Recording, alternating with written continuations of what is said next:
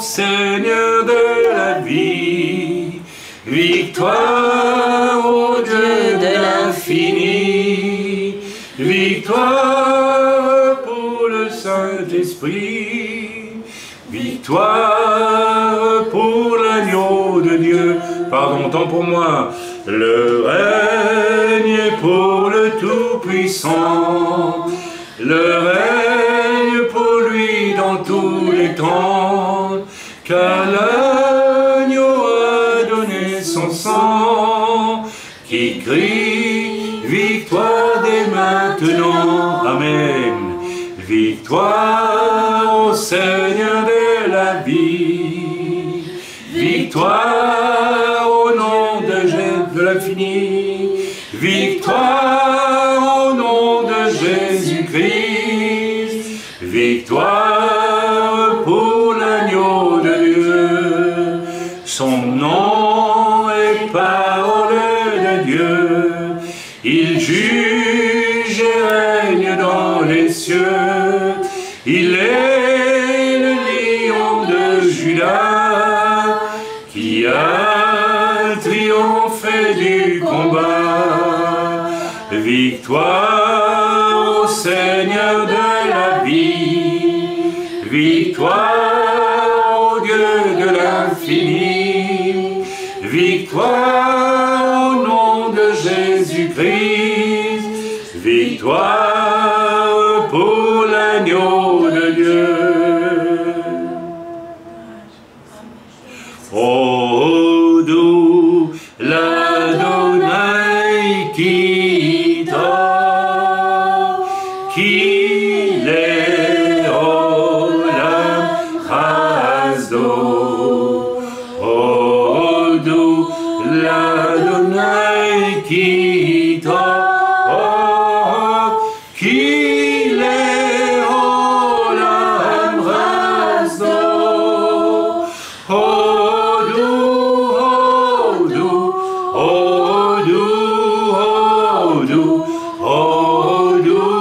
L'Adonai qui t'a, l'Adonai qui t'a.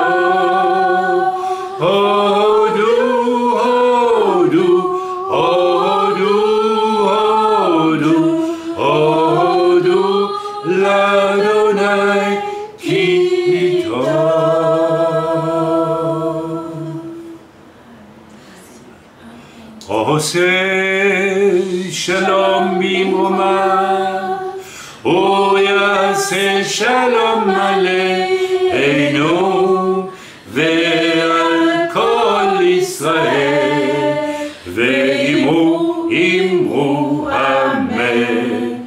Oseh shalom bimroma, Oyaseh shalom aleinu, ve'al kol Israel, ve'imru imru amen.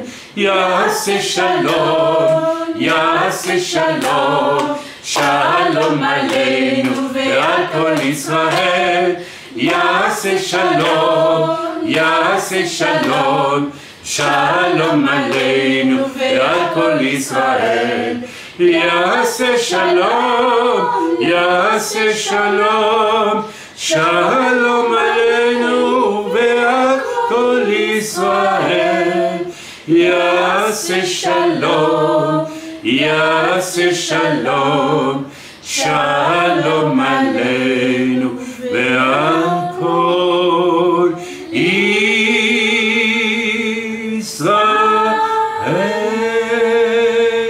Le Seigneur me donne une pensée, frères et sœurs.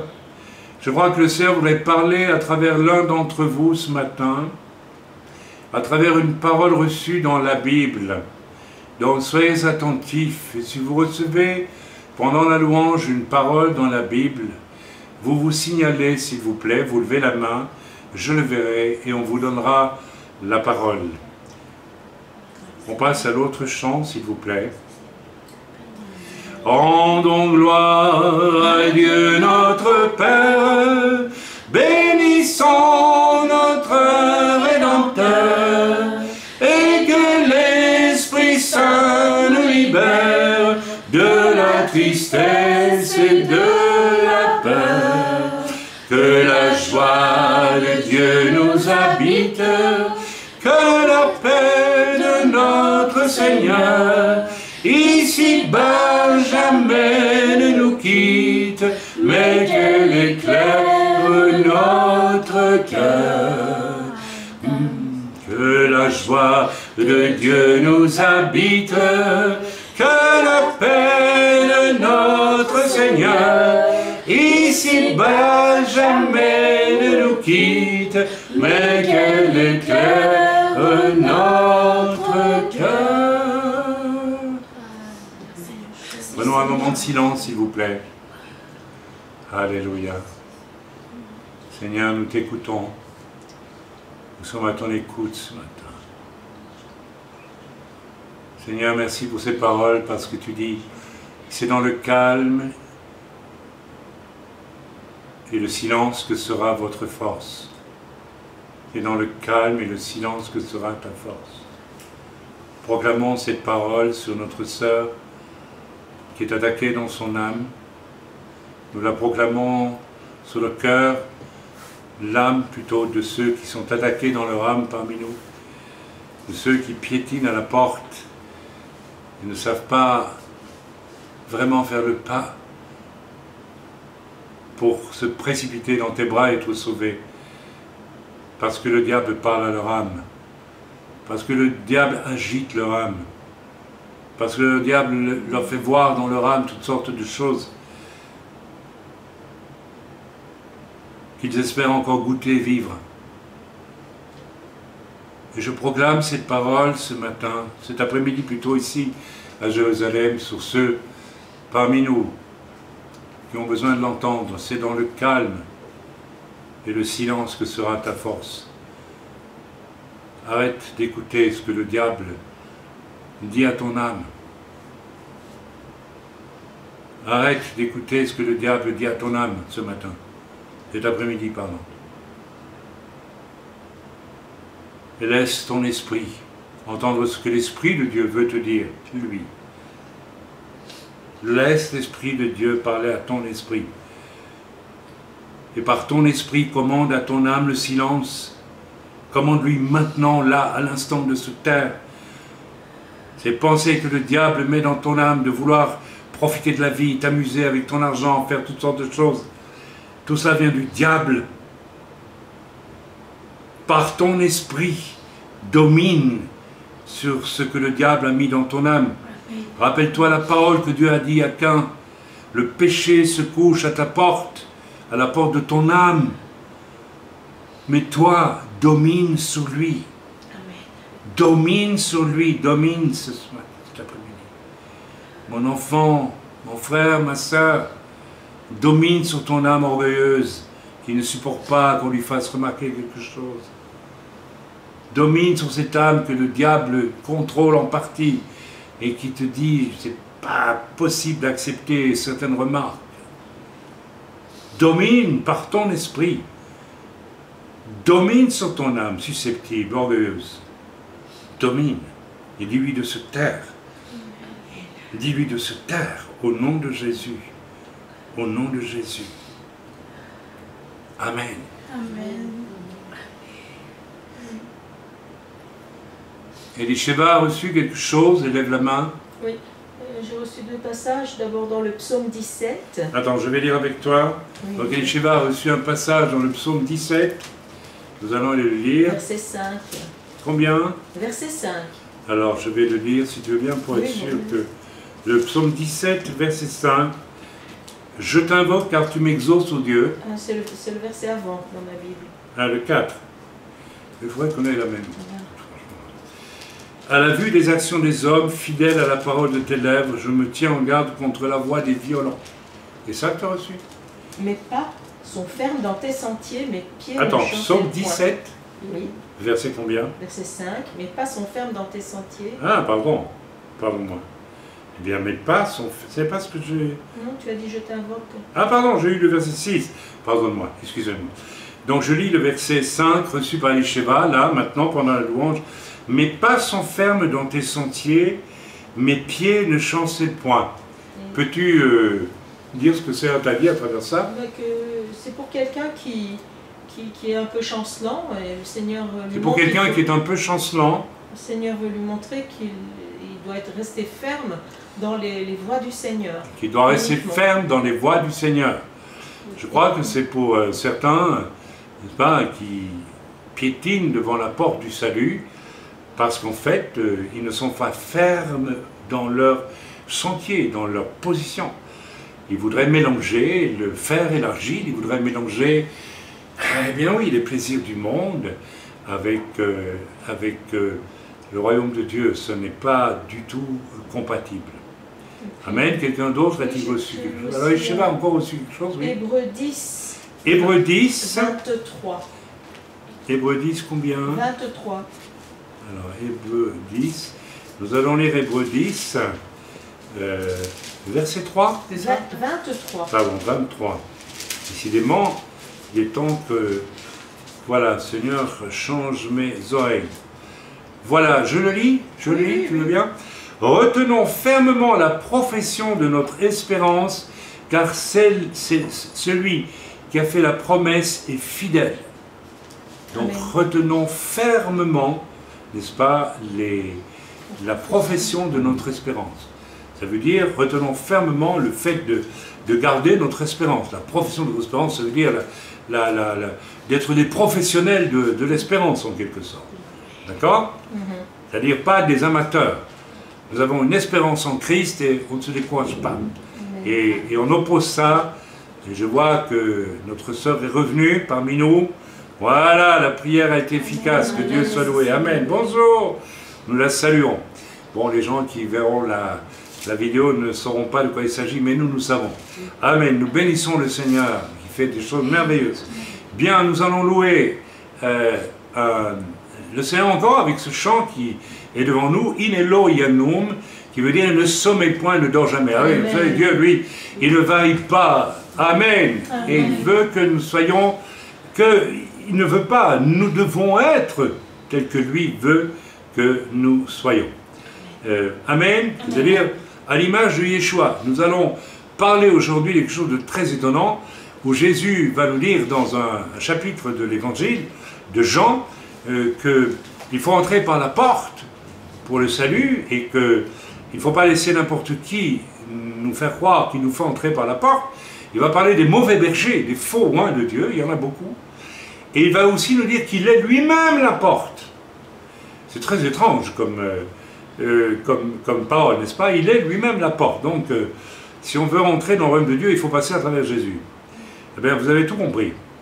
Mais passer à travers Jésus, ça veut dire quelque chose.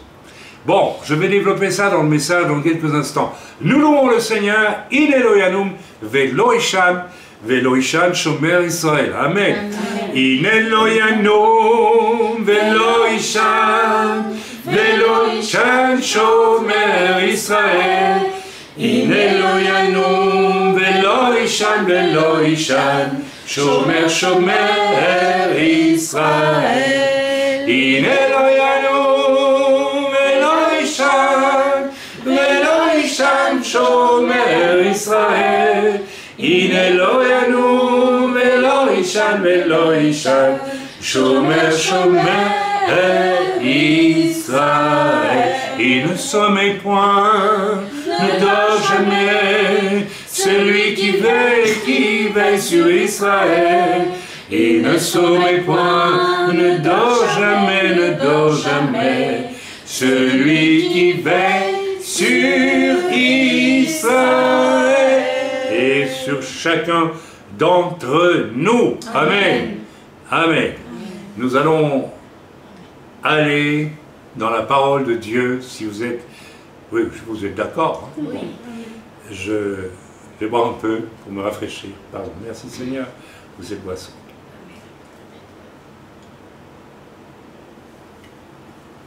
Amen. Nous avons eu une belle introduction. L'Esprit de Dieu a été parmi nous. Et parfois, il nous fait louer le Seigneur en langue. Il y a une prophétie. Parfois, il nous dit de nous taire. Ça arrive aussi. Et nous écoutons alors ce que Dieu a à dire à travers l'un ou l'autre. Et surtout, s'il vous plaît, quand vous louez le Seigneur, si l'Esprit de Dieu commence à vous parler à travers un passage biblique, Ne vous dites pas, ben non, moi je prêche pas, donc je ne vais pas lire ce que j'ai reçu. Allez le chercher. Ça veut dire que Dieu veut que vous le donniez. Ok, un culte, c'est pas des gens qui écoutent et un gars qui parle tout le temps. C'est pas ça un culte. Un culte, c'est un moment d'adoration où tout le monde va participer. Ok, je sais que c'est plus facile de dire que l'on fait rien. Évidemment, c'est plus facile. Et d'être éternellement en train à l'écoute, comme j'ai entendu il y a peu de temps encore. Oui, Seigneur, merci, parce que je vais encore beaucoup apprendre. Oui, ok, ça fait combien d'années que tu apprends? Et qu'est-ce que tu fais? Qu'est-ce que tu donnes? C'est important aussi de passer à l'étape quand même de la maturité, qui doit survenir très vite après une conversion. Normalement, il n'y a pas de raison d'attendre. Alors, je ne dis pas que tout le monde doit être évangéliste ou prophète ou apôtre ou docteur ou pasteur en 5 minutes, surtout pas. Ça ne se fait pas en 5 minutes, mais tout le monde devrait avoir le feu sacré dès que l'on est converti. Le feu sacré qui fait que, voilà, à mon âge, je bénis le Seigneur. Le Seigneur m'a dit, tu sais ce que tu pourrais faire? Tu pourrais retourner en ville, là où il y a tous les paumés de la ville, et tu pourrais aller, et je te dirais, près de qui t'asseoir et commencer à parler de Dieu. Eh bien, j'ai commencé. Vous voyez? Voilà une nouvelle saison, voilà une nouvelle étape, voilà, ok. Et j'ai bientôt 74 ans, et je suis content de le faire. Ah oui, il y a des combats, ça c'est sûr. Là, je m'entends vous dire que mon âme, le diable, il la travaille tant et plus. Hein. Alors, une fois que je vais descendre en ville, là, alors, eh bien là, je dis, ok, Satan, dégage. Tu pars, s'il te plaît, j'irai quand même. Même si tu n'aimes pas, j'irai quand même. Amen. Donc, frères et sœurs, j'aimerais que vous deveniez tous des j'irai quand même. Ok, on va inventer, on va renommer notre œuvre, l'œuvre des j'irai quand même. Mais lève-toi, c'est pas mal. Hein. Oui. Mais il y en a beaucoup qui restent assis toute leur vie alors qu'ils font partie de lève-toi. C'est un peu bizarre ça quand même. C'est comme si vous faisiez partie de veille et prie et vous faites dodo tout le temps. Vous voyez, c'est un peu... Si vous faites partie de lève-toi, vous devez réfléchir. Le nom n'est pas là pour rien. Lève-toi, Aufstehen. Debout. Stand up. Koum en hébreu. Vous devriez tous être debout là. Vous devriez tous être debout. Je parle aux gens qui ne se lèvent pas. Hein. Ouh. Ah, il y en a qui se lèvent quand même. Bon, mais vous pouvez vous rasseoir maintenant. Ça va, vous levez, vous vous asseyez. C'est amusant. Oui, allez, relevez-vous une fois. Ça fait du bien de se lever. Levez-vous une fois, voilà. Tout le temps assis, tout le temps en train d'attendre que ça vienne tout seul. Alors, rassoyez-vous. Et rassoyez-vous, d'accord. Et puis maintenant, vous vous relevez, vous dites, merci Seigneur, je suis à ta disposition, me voici. Levez-vous pour le dire à Dieu. Allez, allez. Ah, et même ici, enfin, ils le font. Gloire à Dieu, gloire à Dieu. Alléluia, Seigneur. Amen. Oui, Seigneur, nous ne sommes pas là pour boire un petit café à l'écoute de ta parole, tranquille. Mais on est là pour te dire, nous voici, Seigneur, à ta disposition. Amen, amen, amen. Vous pouvez vous asseoir. Vous pouvez rester debout pour écouter la parole aussi. Vous pouvez être comme les Juifs qui mangeaient l'agneau pascal debout, le bâton à la main. Le jour où je verrai des gens dans les cultes avec debout et qui écoutent la fin du culte pour foncer dehors pour aller évangéliser, je dirai, là, on est arrivé à quelque chose. On n'y est pas encore. Mais, vous savez, on le prend un peu à l'amusant, mais ce n'est pas amusant en réalité. Nous allons lire la parole de Dieu dans Jean au chapitre 10 ensemble. Nous lisons Jean 10 ensemble. Voilà, du verset 1 au verset 19. En vérité, je vous le dis. Alors, ça vient juste après le message que j'ai donné le Shabbat dernier, rappelez-vous. Alors, la présence de Dieu était très forte, et il y a eu une véritable, et peut-être plusieurs, conversions, en tout cas une véritable, et peut-être un début de conversion chez 2 personnes au moins. Ok, donc le message qui va venir aujourd'hui, le Seigneur m'a dit, il faut que tu le donnes pour que ceux qui ont accepté vraiment le Seigneur et qui sont vraiment nés de nouveau sachent comment vivre maintenant. En tout cas pour une partie de ce qu'ils vont vivre. Je me suis laissé conduire par le Saint-Esprit. Pourquoi? Parce que le Seigneur sait de quoi vous avez besoin pour votre suivi, pour ce que vous devez vivre maintenant, après avoir accepté le Seigneur, pas seulement de la bouche, mais du cœur, profondément, avec un bouleversement dans votre vie. Je lis donc le verset 10, qui est à peu près celui qui suit le message de... le message de Shabbat dernier était basé sur Jean 9, rappelez-vous. Voilà, en vérité, vous savez, quand Yeshua dit en vérité, ça veut dire qu'il insiste. Il y a quelque chose de solennel dans ce en vérité. Je vous le dis, celui qui n'entre pas par la porte de la bergerie, mais qui monte par ailleurs est un voleur et un brigand. Mais celui qui entre par la porte est le berger des brebis. Pardonnez-moi, il faut que je m'installe un peu mieux. Excusez-moi. Mais celui qui entre par la porte est le berger des brebis. Le portier lui ouvre et les brebis entendent sa voix. Il appelle par leur nom les brebis qui lui appartiennent et il les conduit dehors. Lorsqu'il a fait sortir toutes ses propres brebis, il marche devant elles et les brebis le suivent parce qu'elles connaissent sa voix. Elles ne suivront point un étranger, mais elles fuiront loin de lui parce qu'elles ne connaissent pas la voix des étrangers. Attention à ça. Vous avez déjà un petit départ du message, une partie du message que je vais donner. Vous devez apprendre à discerner la voix du Seigneur. D'autres voix qui apparaissent être du Seigneur ne sont pas du Seigneur. On va y venir tantôt. Ça, c'est un conseil pour les nouveaux convertis. En d'autres mots, soyez avec l'Esprit de Dieu pour entendre quand ce que vous entendez ou vous voyez sonne faux. Vous avez affaire là probablement à un faux berger. Et il y a des faux bergers. L'Écriture nous le dit, il y a des faux oins de Dieu. Il faut donc savoir si nous fréquentons de vrais ou un vrai oin de Dieu. Oui, vous devez savoir, même si moi je suis pour vous un véritable oin de Dieu ou pas. Il y a des faux oins. C'est pas moi qui le dis, c'est l'Écriture. On continue. Voilà, Jésus leur dit cette parabole, mais ils ne comprirent pas de quoi il leur parlait. Il parle ici aux pharisiens, qui sont de faux bergers. Évidemment, ils ne comprennent pas, ils ne veulent pas comprendre. Jésus leur dit encore, en vérité, je vous le dis, je suis... Alors attention, il dit ici, maintenant, je suis la porte des brebis. D'abord, il dit que c'est lui qui ouvre la porte pour entrer dans le salut, et qu'il y a des mauvais bergers qui essayent de faire la même chose, mais ce sont des voleurs, ils vont tirer les âmes vers une catastrophe, et puis après il dit ceci, je suis la porte des brebis. Il est carrément lui la porte des brebis. J'aimerais bien qu'on s'arrête là-dessus, on va s'y arrêter dans le message, c'est très très important. Parce qu'à partir du moment où tu es vraiment sauvé, tu passes à travers Jésus dans le royaume de Dieu. Oh, et passer à travers Jésus, c'est pas n'importe quoi. Il est la porte.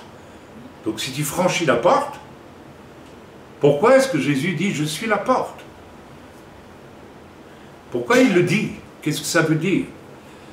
C'est pas compliqué à comprendre, on va le voir dans quelques instants, mais très souvent nous ne l'avons même pas intégré, cette chose. Tous ceux qui sont venus avant moi sont des voleurs et des brigands.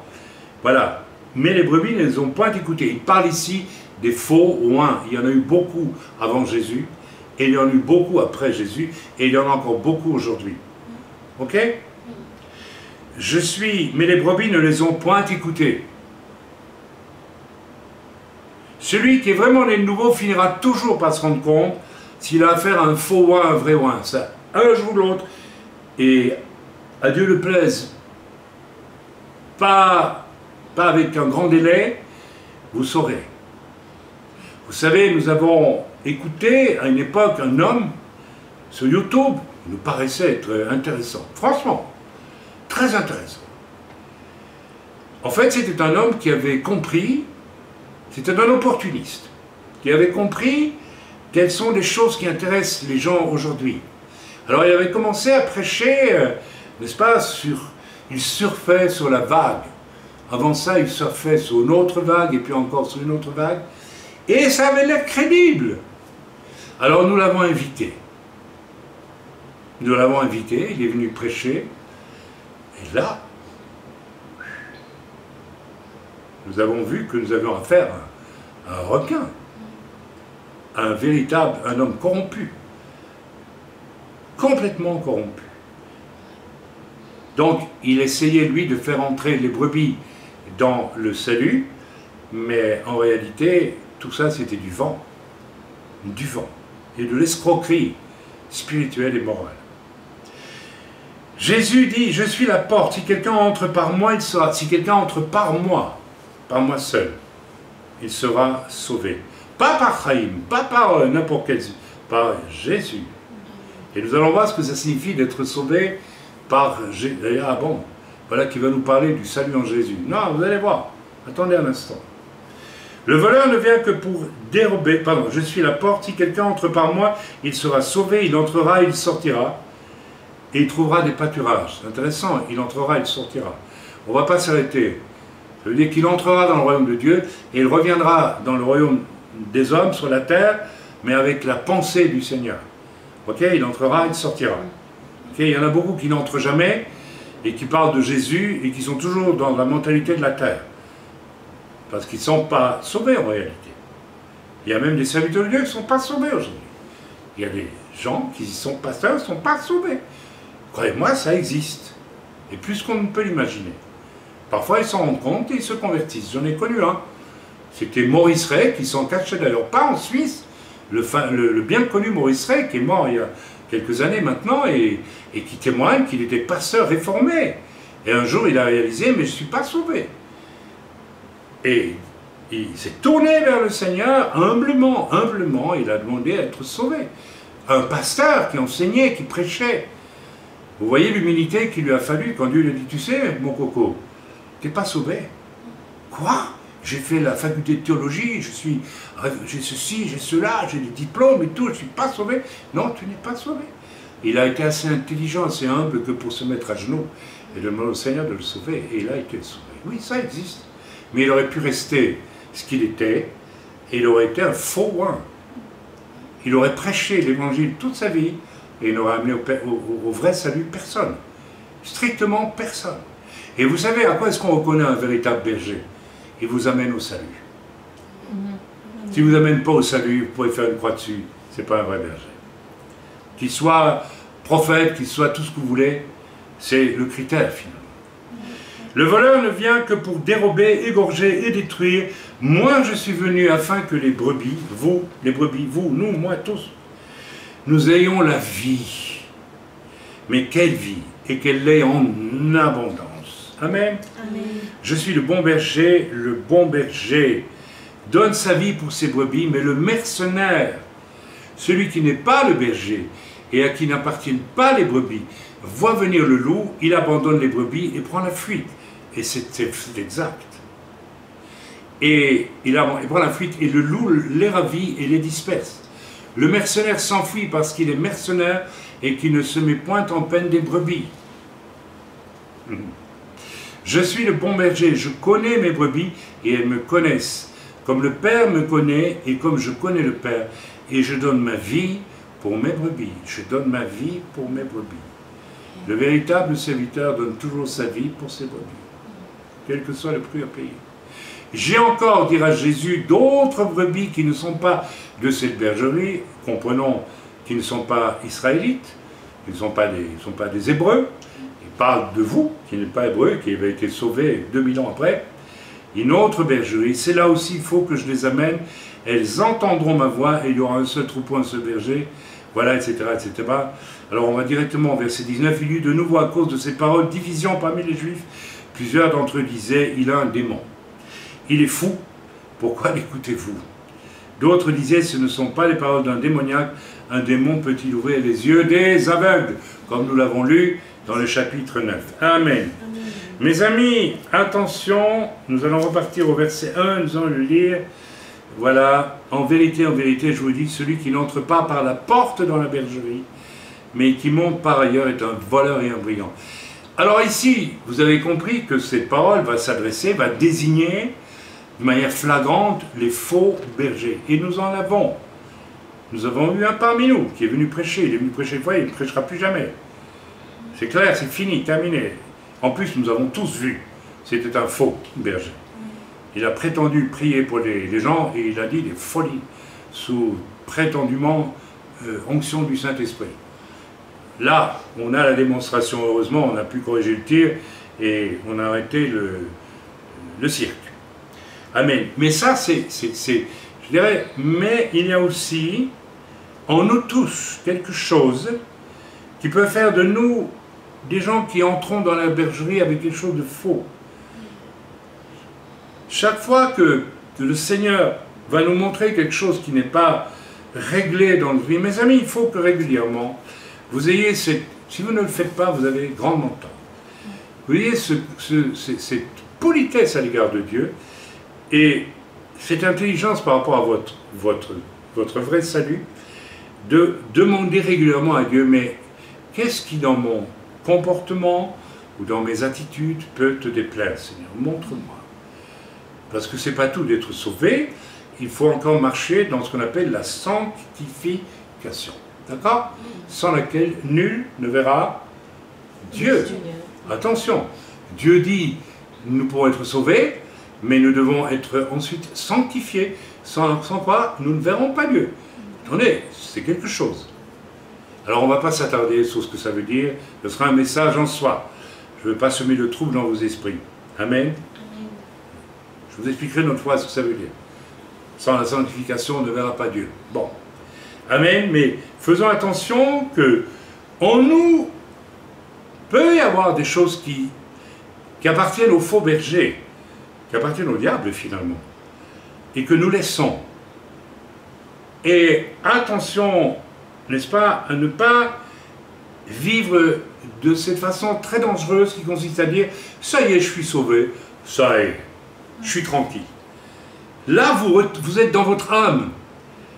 Beaucoup de gens, par égoïsme, par paresse, ou parce qu'ils ont vécu une vie où ils ont cherché la facilité avant tout, peuvent avoir cette tendance de dire, une fois qu'ils sont sauvés, ben moi je ne bouge plus. Je m'installe dans mon âme.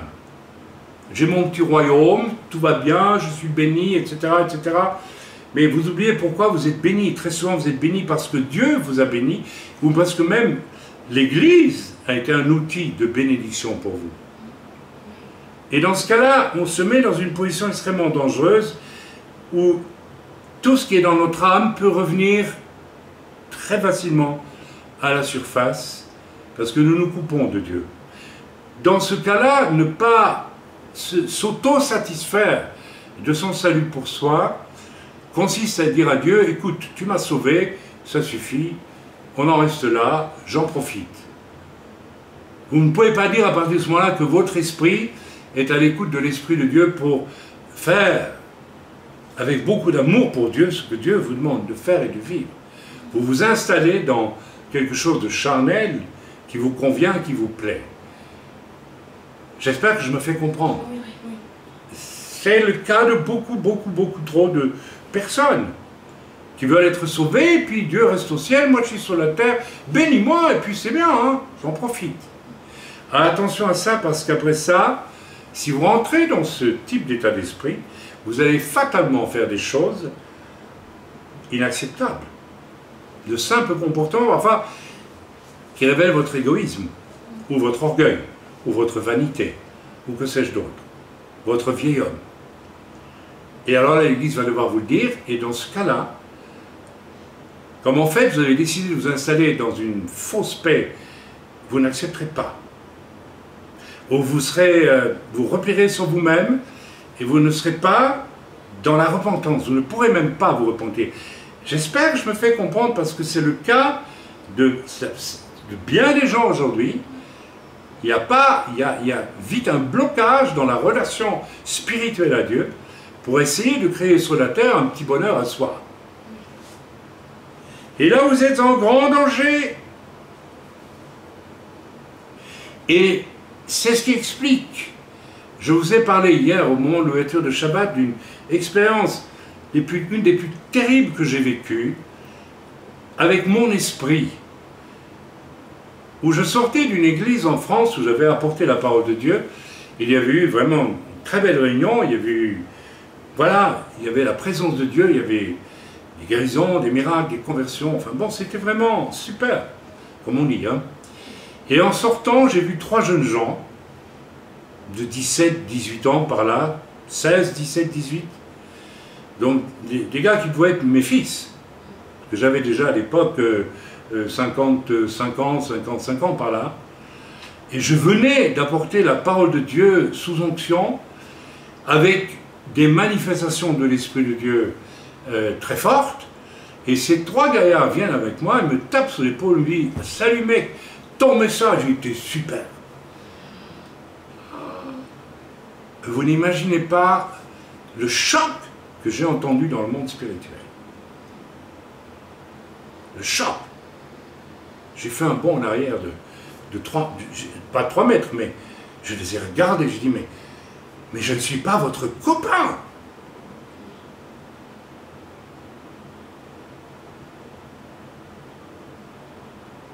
Vous ne pouvez pas me parler comme ça. Salut mec. C'était super ton message, en me tapant dans le dos. Vous pensez peut-être que ce n'est pas très grave. Attendez mes amis. Ça c'est le fait de gens qui viennent à l'église consommer des messages comme on va à la discothèque voir quelqu'un danser. Ils sont dans le même état d'esprit. Ils n'ont plus aucune conscience de la présence de Dieu dans une réunion. En face même d'un homme de Dieu, ils n'ont aucune conscience de la présence de Dieu. Je ne dis pas que nous sommes des gens plus spirituels que vous, mais si Dieu nous choisit, il y a une onction, il y a une présence de Dieu. Il y a quelque chose, moi, quand j'étais jeune chrétien, quand j'entrais dans l'église, le pasteur allait prêcher, j'y rentrais presque à genoux. Non pas que j'adorais le pasteur, mais j'étais conscient de la présence de Dieu. Je n'étais pas du tout dans mon âme. Donc, prenons garde à ça, s'il vous plaît, et si on nous interpelle, voyez comment vous réagissez. Vous devez être capable, lorsque vous faites une faute, de pouvoir dire « j'ai fait cette faute, oh là là, ouvertement », et de vous en repentir si vous n'y arrivez pas. Ou si vous pensez, ça y est, j'ai raté quelque chose, ou vous êtes mal parce que vous avez fait une bêtise, mais que vous ne voyez pas le besoin de vous repentir, vous êtes sur un mauvais chemin. Vous êtes en train de perdre votre relation avec Dieu. Et je vous fiche mon bien que vous priez de moins en moins. Et que c'est pour ça, probablement, que vous n'êtes plus du tout capable de savoir les limites de ce que vous pouvez ou ne pouvez pas faire. Mes amis, si on ne prie pas, on perd le sang, l'Esprit de Dieu ne peut plus nous diriger. Et nous allons faire n'importe quoi. Et c'est ce qui se passe dans la vie de beaucoup de chrétiens, entre guillemets. Ils font n'importe quoi parce qu'ils ne prient pas. Ils n'ont pas de relation avec le Seigneur. Donc, voilà, je l'ai dit, je ne le redis plus. Nous avons donc lu Jean chapitre 10, versets 1 à 19. Et j'aimerais maintenant vous lire un témoignage, mais un témoignage merveilleux parce que, pour comprendre ce témoignage, il y a un mot-clé qui s'appelle l'humilité. Et mes amis, si nous ne prions pas, nous n'aurons pas d'humilité non plus. Ou si nous installons grossièrement dans notre petit bonheur de chrétien, j'ai connu ça, vous savez. Je prêchais dans une église en France il y a 40 ans de cela, non pas 30, 37 ans, et j'étais hébergé avec mon épouse chez un diacre.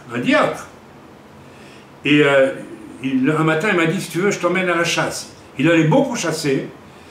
Et puis alors nous avons parlé, je suis allé avec lui très tôt le matin dans la Cambrousse, et il avait son fusil, moi. Je dis, je vais aller avec lui, je vais voir. Et puis j'ai parlé avec lui, et je lui ai dit, mais j'ai parlé de la Bible. Et elle m'a dit, oh mais moi tu sais, je ne lis que les proverbes, ou les psaumes, je ne sais plus. Le reste, j'y comprends rien, j'ai pas envie de savoir. Un diacre. Alors là, vous posez des questions. Il était un brave chrétien installé dans son bonheur pépère. Il avait une jolie femme, et ensemble, ils avaient un bonheur pépère, et ils allaient à l'église, et tout allait bien, mais en réalité, ils étaient en train de s'égarer complètement dans l'esprit du monde, alors qu'ils allaient à l'église. Vous pourriez me demander qu'est-ce que j'étais faire à la chasse avec lui. J'étais avec lui pour lui parler du Seigneur. Mais un chrétien qui passe son temps à aller à la chasse plutôt que de prendre du temps avec le Seigneur, c'est un drôle de chrétien. Et il y en a beaucoup comme ça. Je vais vous lire donc l'histoire de Chaim et Myriam. Ils font partie d'une congrégation ici en Israël. Lorsqu'ils se tenaient seuls, donc c'est Chaim qui parle, au milieu d'une forêt, tant de questions traversaient l'esprit de Chaim. Il avait à peine 21 ans. Oh, quelle chance de rencontrer le Seigneur à 21 ans. Moi, il fallait que j'attende 33 ans. Ayant perdu son frère unique, il sentait que le monde se refermait sur lui. Paf! Il n'y avait aucun sens à la vie et son existence troublée semblait vide. Oh là là, le bonheur de découvrir ce vide-là, parce que ça, c'est quand on va se convertir. Là, dans la solitude de la forêt où il est allé camper avec des amis, Chaim a levé la tête et a regardé les grands arbres, se demandant pour la première fois de sa vie, qui les a faits? Pourquoi sont-ils ici? Pourquoi sommes-nous ici? Le nombre de fois où j'ai posé cette question aussi quand j'allais dans les forêts des Ardennes belges. Chaim a tellement insisté pour obtenir des réponses qu'il a finalement crié à Dieu en disant « Je ne te quitterai pas de cet endroit tant que je n'aurai pas de réponse. Même si je dois rester ici toute la nuit. » Ce qui s'est passé ensuite a changé la vie de Chaim pour toujours. Il sentit une voix dans son propre cœur, comme si elle faisait partie de lui. Il n'a pas levé la main, hein, dans son cœur. Et cette voix lui disait « Regarde mon fils ». Chaim, n'ayant aucune connaissance de la Bible, a commencé à penser qui pourrait être ce fils. Dieu me parle de son fils. Vous ne connaissez rien. Il a alors levé la tête et a eu une vision qu'il a mis à genoux. Chaim a vu un homme sanglant, battu, portant une énorme croix. Et il ne pouvait pas supporter de le regarder. Il y avait tellement de honte et de culpabilité que Chaim a ressenti il ne pouvait pas le regarder, il ne pouvait pas regarder Jésus. Il a demandé à Dieu pourquoi, qu'est-ce qu'il a fait? À quoi Dieu lui a répondu, il n'a rien fait, il a été puni pour vous, il a choisi cela pour vous. Le poids de cette connaissance a amené Chaim à genoux dans cette forêt, tout seul, rencontrant Yeshua pour la première fois de sa vie. Vous voyez que c'est simple. Mais il a cherché Dieu. Et Dieu lui a montré. En un instant, il pleura ses péchés, tandis qu'il se sentait complètement purifié. C'était la première fois de sa vie troublée que Chaim ressentait une paix qui transcende vraiment toute compréhension. Il se sentait entièrement concerné par ça. La rencontre de Chaim avec le Seigneur a été si puissante et a changé sa vie que l'homme qui est sorti de cette forêt n'était pas le même homme qui est entré. Avoir vécu une expérience aussi incroyable avec Dieu, mais elle n'est pas incroyable, elle est croyable. Ma femme et moi avons vécu la même, mais beaucoup de chrétiens vivent cette expérience. A rempli Chaim de la passion de parler à tout le monde de Yeshua. Véritable conversion, passion de parler de Yeshua, désir. Est-ce que nous avons cette passion? Allez, soyons honnêtes.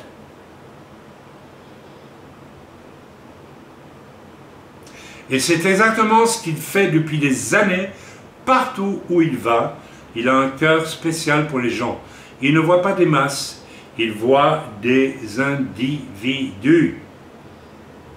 Mes amis, le temps des grands rassemblements, comme on a eu pendant des décennies depuis les États-Unis et même en Europe, avec les temps d'évangélisation, tout ça, c'est fini. Le temps vient où les églises seront de moins en moins ouvertes. On ne pourra plus faire de l'évangélisation de cette façon-là. On va nous en empêcher. Et le temps est là aujourd'hui pour que Dieu nous envoie tous dans la rue pour avoir la passion des âmes. Chaim voit des individus. Chaim croisera quelqu'un dans la rue, sentira Dieu lui parler de s'arrêter. Quand je suis allé, il y a quelques jours, commandé par Dieu, sur cette place à Jérusalem, je ne savais pas qui j'allais rencontrer. Et puis je suis rentré sur la place et à ma gauche, il y avait un musulman assis, un jeune homme. Dieu m'a dit, assieds-toi à côté et commence à parler avec lui. C'est tellement simple, c'est tellement facile, c'est tellement évident. Et il se tournera et tendra la main vers cette personne. Nous avons vu d'innombrables personnes être sauvées grâce à l'incroyable appel de... Mais pourquoi l'incroyable appel de Chaim? C'est un appel pour nous tous. Il a été fidèle en transmettant le message de l'amour et du salut de Dieu à chaque personne avec qui il entre en contact. Et les gens ont répondu à Chaim à cause de cette onction spéciale. Il ne dit pas ici que tous ceux à qui il a témoigné sont convertis, mais il y a eu des réponses. L'autre jour, quand j'ai parlé avec ce musulman, pendant 45 minutes, on a échangé. C'est une réponse. C'est déjà une réponse. Je vais autant vous dire, le Seigneur m'a montré, quand je l'ai quitté, je lui ai montré, son cerveau est plein de tout ce que tu lui as dit. Tu lui as glissé plein de versets bibliques dans le cerveau. Ça ne va plus le quitter, ça va le travailler. Nous sommes tous appelés à être des disciples et à porter l'évangile dans ce monde perdu. Mais de temps en temps, nous croisons des personnes uniques, très uniques, qui ont une onction et un appel très spécial sur le vie. Et vous pouvez le dire par le fruit. Mais je n'ai pas envie je trouve qu'il ne faudrait pas dire ça. Puisque nous sommes tous amenés à être des disciples et à porter l'évangile. Donc il n'y a pas besoin de dire que de temps en temps, il y a une personne unique avec une onction unique. On ne devrait pas dire ça. Chaim et sa femme Myriam ont été une bénédiction incroyable pour les personnes qu'ils ont contactées. Vous savez, à la base, c'est une assemblée de style américain, où on a un peu tendance à gonfler le popcorn. Hein. Vous voyez ce que je veux dire? Le popcorn est meilleur quand il est gonflé. Amen. C'est un défaut, un petit défaut, cher à nos amis anglo-saxons. L'histoire de Myriam est tout à fait remarquable, je vous la lis aussi, car en tant que mère de 5 enfants, elle a passé de nombreuses années à la maison à élever ses enfants. C'était un défi en soi, parce que l'appel et la passion de Myriam pour atteindre les perdus sont tout aussi intenses que ceux de Chaim. Elle est restée à la maison, elle a élevé 5 enfants, et à cause de ça, elle n'a pas pu aller vers les âmes. Vous savez, le mot-clé de tout ça, que ce soit de Chaim ou de son épouse, c'est le mot humilité, tout simplement. Elle priait souvent pour que Dieu lui envoie des gens, etc. Et finalement, elle a rencontré une jeune mère en allant à l'école conduire ses enfants. Et finalement, elle a pu lui parler du Seigneur. Et cette femme s'est convertie. Et maintenant, cette femme, qui s'appelle Naomi, dirige un groupe de prière, etc., etc., etc. Voilà. Et le frère termine son article en disant « Allez donc, faites de toutes les nations des disciples. » Matthieu 28, 19. C'est la grande commission en action à travers des gens normaux, des gens banals, comme vous et moi, avec des vies normales, mais avec des appels extraordinaires, menant à des résultats extraordinaires. Et cet appel extraordinaire, il est pour vous tous. Vous êtes des gens normaux, j'espère que nous sommes tous normaux. Hein, j'en profite pour faire une petite... c'est gentil, c'est pas méchant. Mais des gens banals, on va dire. Nous ne sommes pas des gens extraordinaires, aucun d'entre nous, n'est-ce pas? D'ailleurs, ça ne veut rien dire être extraordinaire. Voilà, le mot-clé de ce témoignage, c'est la simplicité et l'humilité. Cet homme a cherché Dieu de tout son cœur, il a crié à Dieu, et vous avez lu la suite. Amen, il s'est converti. À présent, nous allons continuer, n'est-ce pas? Nous allons revenir au chapitre, nous avons lu le chapitre 10, versets 1 à 19. Voilà, mes amis, ce que nous avons lu dans l'Écriture, donc Yeshua dit qu'il est la porte par laquelle on rentre dans le salut. C'est intéressant d'essayer de développer un aspect que le Saint-Esprit m'a montré dans la signification de Yeshua qui est la porte du salut. Il n'y a donc qu'une seule porte d'entrée dans le royaume de Dieu, c'est Yeshua, mais on ne peut entrer par là que si l'on est mort, dépouillé, humble, hyper assoiffé de dépendre de Dieu.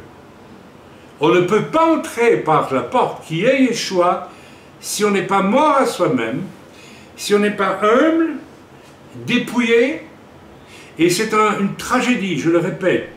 Si vous êtes entré par la porte du salut et que vous en ressortez pour faire votre petit paradis terrestre, c'est monstrueux.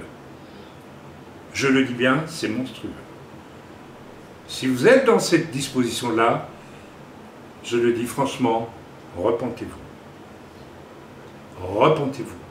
Vous êtes entré par la porte la plus sainte possible et vous en ressortez pour votre seul petit bénéfice. Là, vous avez un sérieux problème. On entre par la porte du salut mort à son orgueil, à son égoïsme, à ses passions, à tout.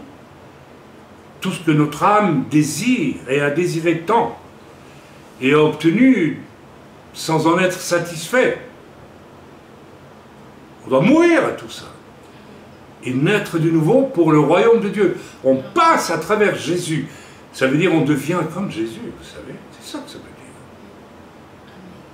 Quand vous êtes sauvés, Jésus vous donne le pouvoir de devenir comme lui. Qu'est-ce que vous faites de ce salut-là? Qu'est-ce que je fais de ce salut-là? J'en fais quoi?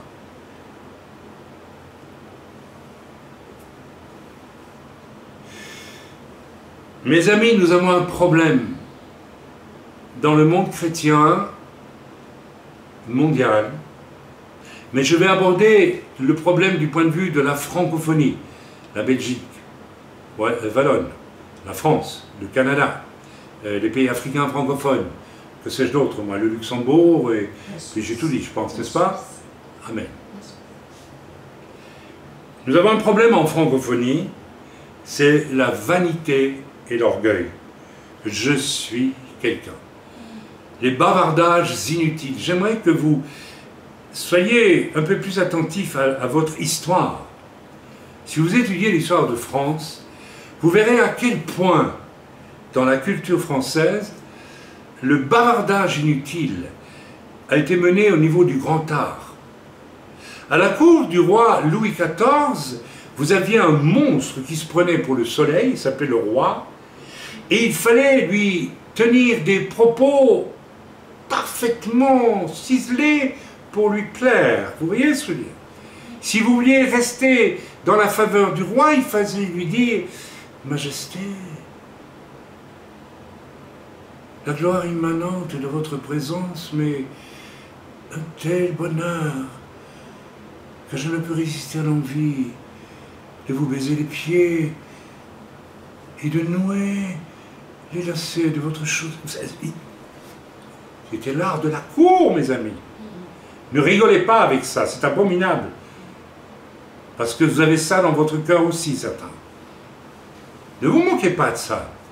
C'est une abomination qui vient du diable. La vanité française. Les Français ne sont pas plus vaniteux que d'autres hommes, que les Belges ou les Américains, mais ils ont une culture. Et qui dit culture dit aussi puissance démoniaque, qui vont avec cette culture. Moi, je m'amuse toujours quand je vois les présidents de la République en France qui vous promettent vraiment d'être pour le peuple et tout, et puis une fois qu'ils sont au pouvoir, on a l'impression qu'ils deviennent comme des rois. Vous avez remarqué tous. On appelait François Mitterrand Dieu. On l'appelait Dieu. Ça vous a jamais choqué, ça? Parce que à la fin, il se prenait pour Dieu. C'est un mal français. L'orgueil, la vanité, les bavardages. Lorsque ma femme et moi venions de Belgique et que nous avons accueilli chez nous, je vous le dis en toute simplicité, un jour, 10 pasteurs qui étaient répartis 5 d'un côté, 5 de l'autre, à notre table, et ma femme était à un bout et moi j'étais à l'autre bout, nous ne pouvions pas placer un mot, parce que nous avions 10 monologues. 10 personnes préoccupées de faire savoir ce qu'ils savaient. Même pas une seule discussion avec chacun qui parle à son tour. C'est même pas 5 discussions, 10 monologues d'une vanité époustouflante. C'est bien qu'on le dise, c'est bien qu'on le réalise, c'est très important. Récemment, mes amis, tout à fait accidentellement, bien que je ne crois pas aux accidents, c'était une semaine avant que je prépare ce message, je reçois sur mon mail un avis d'un pasteur français, et voilà, et j'ouvre, tiens, je ne connais pas, je vais voir, je ne connais pas ce nom-là, et puis je vois un homme qui est en train de prêcher dans son église, mais il ne prêchait pas. Il était appuyé contre la chaire de vérité, comme ça, tu sais, l'air de dire, attention, je suis quelqu'un, moi, vous savez, et puis, moi, je réfléchis, hein, attention, je suis... Alors, j'ai écouté, j'ai dit, déjà, je trouvais bizarre, même sa chair avait une drôle d'allure, c'était très bizarre. Ça se voulait original. Vous savez, c'est très français, ça, je me veux original. Alors, moi, ça m'irrite profondément. Quand je vois ces recherches d'originalité, ce sont des bavardages, c'est pas sérieux.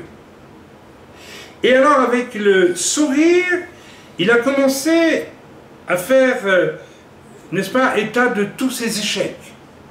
Et il le faisait avec le sourire. En fait, il y avait une fausse humilité. Il joue au pasteur qui se questionne, moi je me questionne, etc., etc. Et finalement, très vite, j'ai eu l'impression d'avoir un bavard qui pose devant les brebis, dont il est le pasteur. Mes amis, après 3 ou 4 minutes, j'ai coupé, c'était insupportable. Il déclare par exemple avoir levé, il dit qu'il a été un jeune chrétien, fils de chrétien, et qu'il a levé au moins 100 fois la main pour accepter Jésus. Si la première fois n'a pas suffi, alors il y a un problème. S'il faut le faire 100 fois et que ce n'est pas encore assez, il y a quand même un sacré problème. Un pasteur qui vous dit ça, et puis il continue, et il dit ça de manière désinvolte, et en rigolant, s'il vous plaît.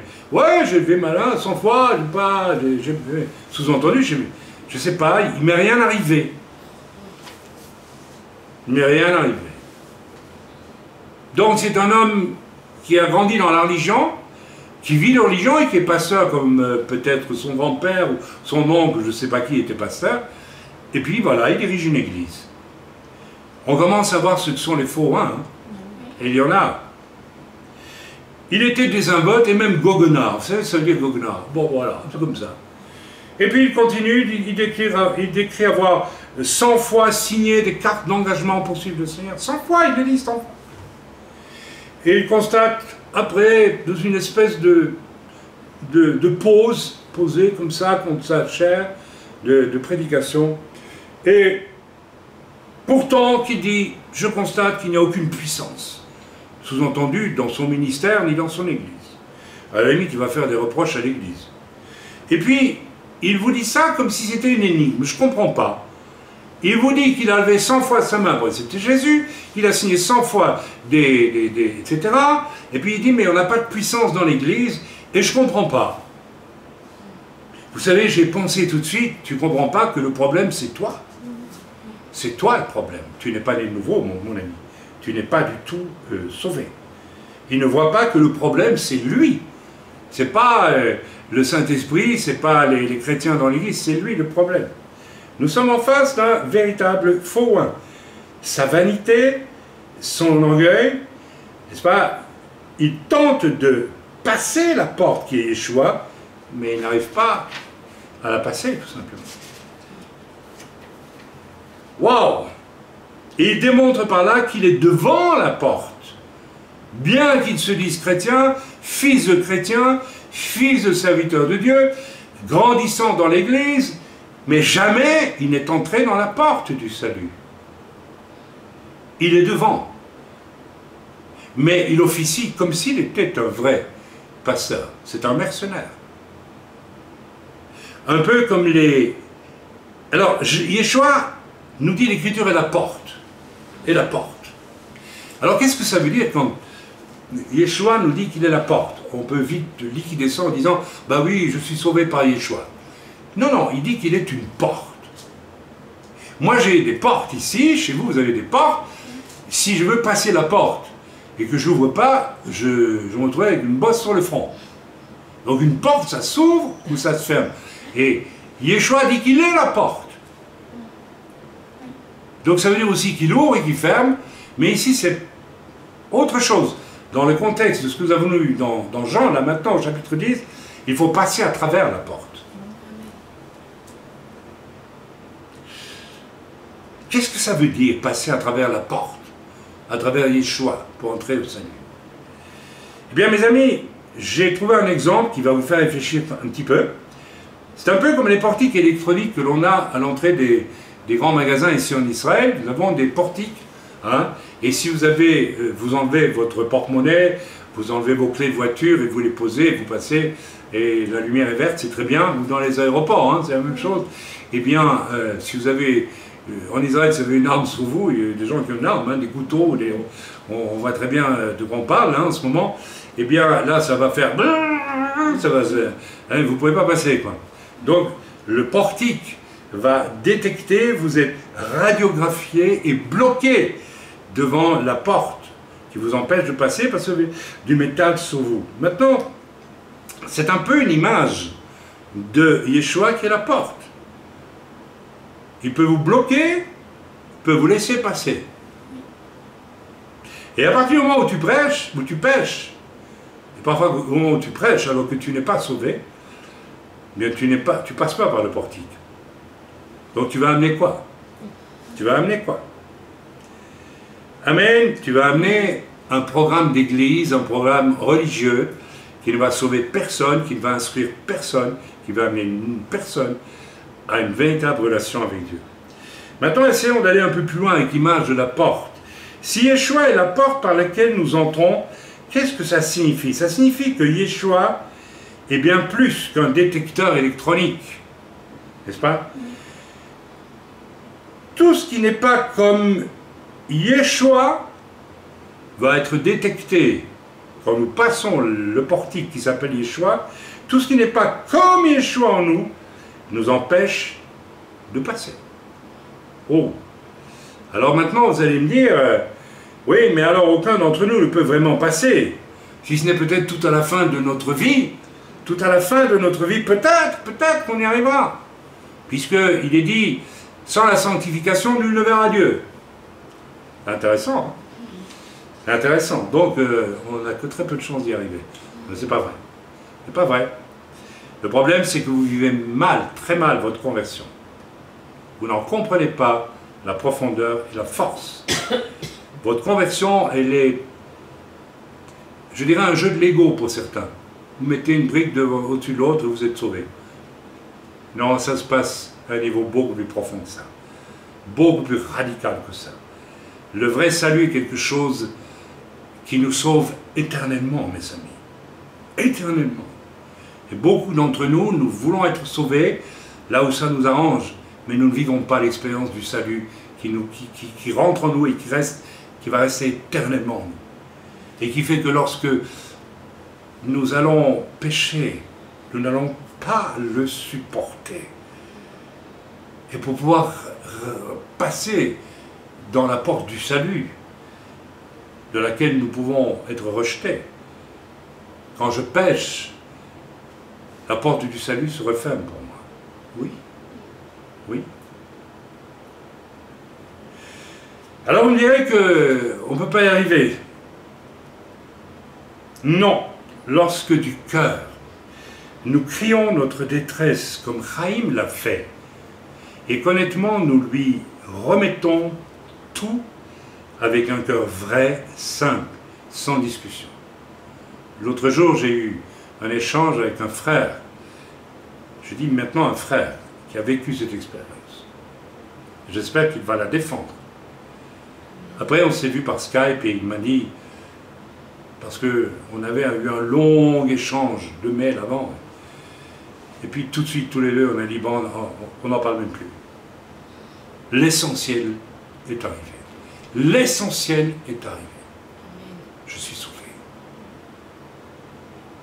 Et je vis ce bonheur-là. Et je vis cette bénédiction-là.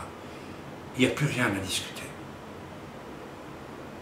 Alors Dieu dit, puisque mon Fils a payé pour tout ce qui en toi me déplaît profondément, je te fais grâce. Je te fais grâce. Et la grâce de Dieu est entrée dans le foyer de notre frère, Shabbat dernier. Il l'a senti rentrer. C'est ça la grâce de Dieu. Elle rentre.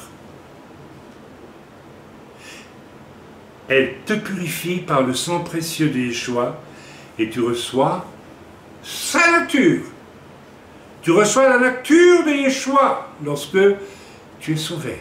Tu reçois potentiellement et réellement toute la nature de Yeshua. Elle va maintenant nidifier en toi, si j'ose m'exprimer ainsi, et le diable va tout faire pour essayer de t'en empêcher, mais tu vas obéir à Dieu, tu vas la laisser grandir en toi jusqu'à ce qu'elle prenne toute la place. Toute la place. Tu es devenu une image, un homme né de nouveau à l'image de qui?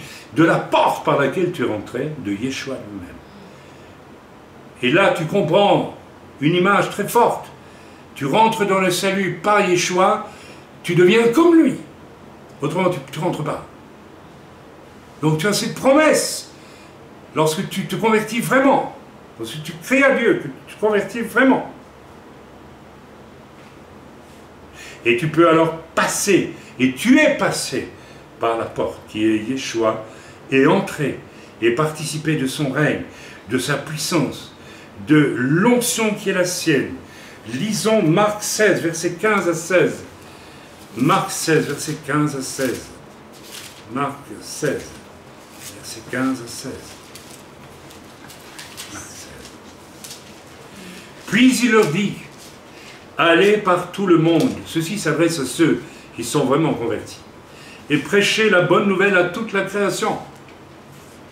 Celui qui croira et qui sera baptisé sera sauvé, mais celui qui ne croira pas sera condamné. Vous vous rendez compte de ce que Dieu dit ici? Voici les miracles qui accompagneront ceux qui auront cru. En mon nom, ils chasseront les démons, ils parleront de nouvelles langues, ils saisiront des serpents. S'ils boivent quelques breuvages mortels, il ne leur fera point de mal. Ils imposeront les mains aux malades et les malades seront guéris. Amen, ve amen. Celui qui naît de nouveau, qui rentre par la porte, reçoit l'onction de Dieu pour faire ces choses. Pourquoi tant de chrétiens ne les vivent-ils pas? Parce qu'ils sont passés par la porte de Yeshua sans comprendre par quelle porte ils sont passés. Ils n'ont pas réalisé qui était Yeshua, ils n'ont pas réalisé qui était Dieu. Leur Dieu, c'est un Dieu de chewing-gum qu'ils ont déballé, ils ont pris en bouche et marché, et puis c'est bon comme ça. C'est un petit Lego, c'est pas Dieu. Ils n'ont pas rencontré Dieu. Quand on rencontre Dieu, on s'en remet jamais. Jamais. Et c'est très bien comme ça. Ok. Maintenant, je vous l'ai montré à travers Marc 16, verset 15 à 16. Maintenant, toute notre vie va dépendre de cela. Et quand nous péchons, nous heurtons une pierre sur la route et nous tombons, nous faisons une faute. Bien sûr, pour un court instant, et nous le ressentons. L'autre jour, j'ai demandé à un frère qui faisait une certaine chose, tu n'es pas mal à l'aise quand tu le fais? Il me dit si. Mais lui, il est passé dessus. Il est en grand danger. Parce que normalement, lorsque nous ressentons, que nous sentons, que nous faisons quelque chose qui n'est pas bon, qui n'est pas juste, et que nous sommes un enfant de Dieu, ça brûle à l'intérieur, nous ne pouvons pas le supporter. Et si nous passons là-dessus facilement, c'est très mauvais signe. Bien sûr, lorsque nous péchons, et nous péchons encore, et nous bronchons, tous, bien sûr. La porte Yeshua se ferme. Il n'y a pas de place au ciel et dans le monde de Yeshua avec le péché. La porte se ferme, c'est une image bien sûr, mais elle se ferme. Et vous le sentez. quand vous péchez, que vous faites quelque chose qui est contre votre conscience, ou vous prenez ça à la légère, dites-vous bien que la porte se ferme. Yeshua n'a plus besoin de vous. Vous ne pouvez pas vivre comme ça. Alors mes amis, veillons, restons humbles, intelligents, et repentons-nous, ou alors continuons à vivre légèrement, et la porte finira par se fermer.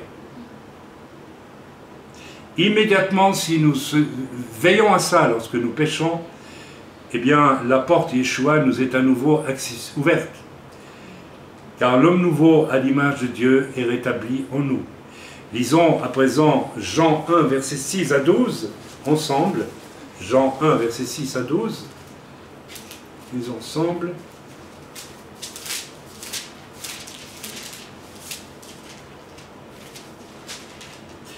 Il y eut un homme envoyé de Dieu, son nom était Jean. Il s'agit de Jean le Baptiste, bien sûr.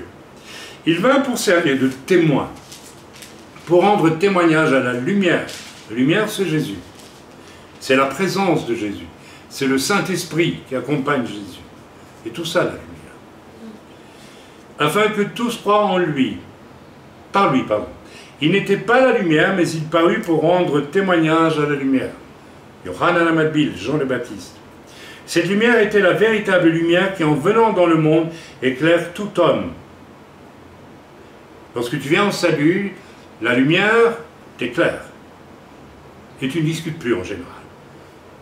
Tu laisses la lumière te juger et te diriger. Et il n'y a plus rien à dire. Normalement, on ne devra plus te reprendre. De toi-même, tu dois être capable de savoir, là, ce que je fais, c'est pas bien. Et si on doit revenir et te le dire, c'est qu'il y a un problème. C'est que la lumière ne t'éclaire plus. Beaucoup de gens, mes amis, rentrent dans le salut et en sortent. J'en suis de plus en plus convaincu aujourd'hui. Faites attention à ça. On va dire, c'est pas possible. Moi, je suis convaincu que c'est possible parce que je le vois. Amen. Amen. Elle était dans le monde et le monde a été fait par elle. C'est Jésus, bien sûr. Et le monde ne l'a point connue. Elle, c'est-à-dire Jésus, est venue chez les siens, parmi les Hébreux, en Israël. Et les siens ne l'ont point reçu. Mais à tous ceux qui l'ont reçu, à ceux qui croient en son nom, elle a donné le pouvoir, écoutez bien, de devenir enfant de Dieu. Quand la lumière du salut rentre dans ta vie, tu deviens enfant de Dieu, fils de Dieu, fille de Dieu.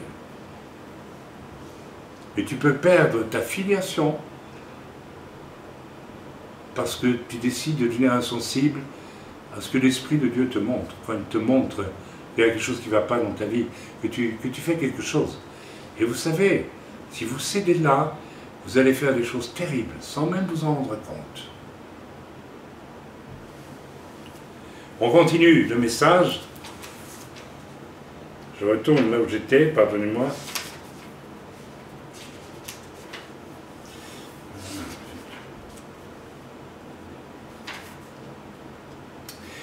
Nous revenons sur ce mercenaire, serviteur de Dieu qui n'est pas né de nouveau, mais qui est bétonné de religiosité extérieure. Il connaît à fond la Bible, il connaît toutes les, j'allais dire les grimaces, toutes les, oui, tout ce qu'il faut faire pour être un bon chrétien, pentecôtiste ou je ne sais pas quoi, baptiste ou enfin, bref. Il connaît tout, il connaît tout, l'emballage, tout, il connaît tout. Il sait très bien faire, mais il n'est pas né de nouveau. Waouh! Il tente de passer la porte qui est Yeshua et sans avoir vraiment accepté l'humiliation de son échec.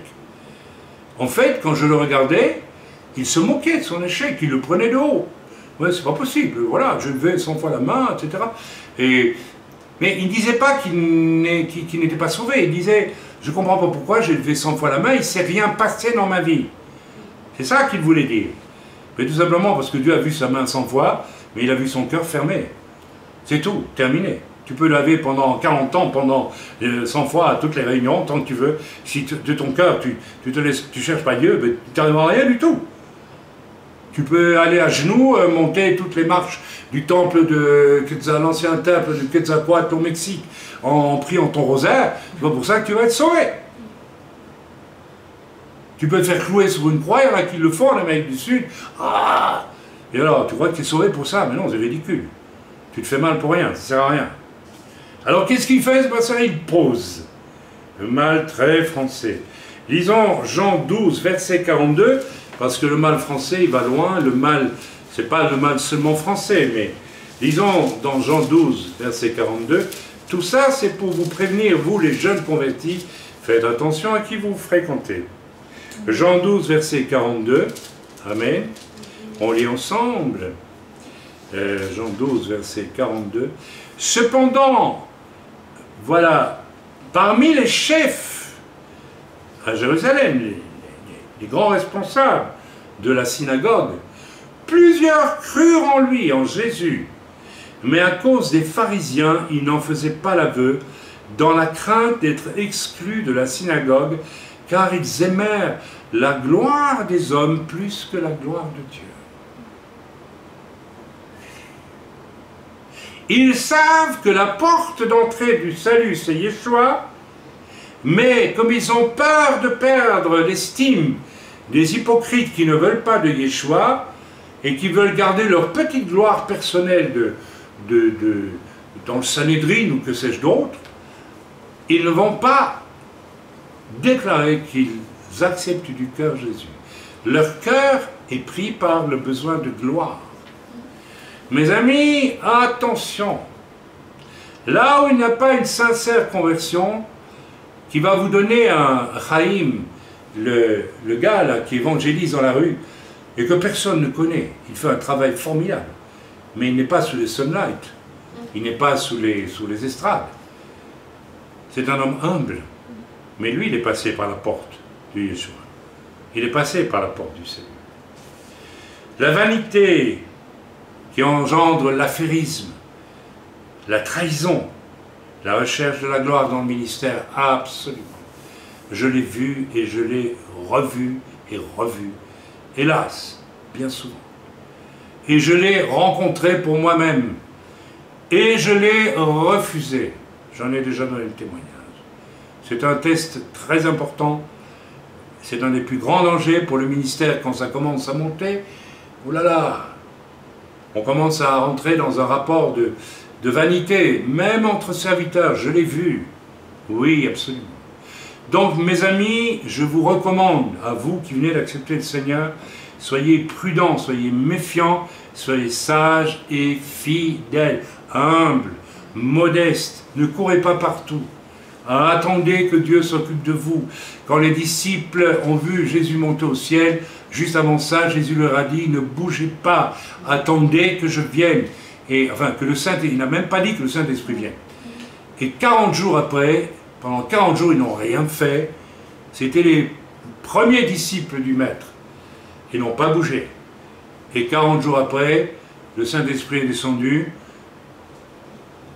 Lors de la fête de Shavuot, dont je n'ai pas parlé en introduction, nous fêtons Shavuot aujourd'hui, j'en dirai 2 mots, peut-être à la fin de la réunion.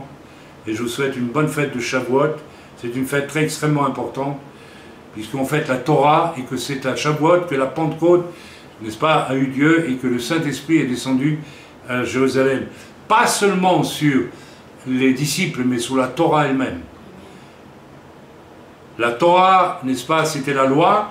Le Saint-Esprit est descendu, il a rendu la loi vivante. En Yeshua HaMashiach. C'est tout un programme. Amen. Donc soyez prudents, très prudents, très prudents. Sachez où et comment vous vous êtes passé, vous avez passé pour la première fois la porte de Yeshua. Mes amis, l'endroit et même les ministères par lesquels vous passez la porte de Yeshua, faites attention, le diable voudra vous éloigner de là. Parce que si Dieu vous a sauvé là, à ce moment-là, c'est qu'il a besoin de vous, il a besoin de s'occuper de vous, là, à cet endroit-là, de vous former là. Vous n'entretenez pas une Renault dans un garage Mercedes. Vous n'entretenez pas une Mercedes dans un garage de chevaux. C'est pas possible. Si, on peut le faire, mais on court des risques. Alors si vous voulez vous retrouver avec une Mercedes et des roues de chevaux, et un volant de Mazda ou je ne sais pas quoi, allez-y. Beaucoup de chrétiens aujourd'hui sont des drôles de véhicules. Ils sont des Volkswagen avec un klaxon Mercedes, des phares, ceci, et puis des... Ça pourrait vous faire sourire.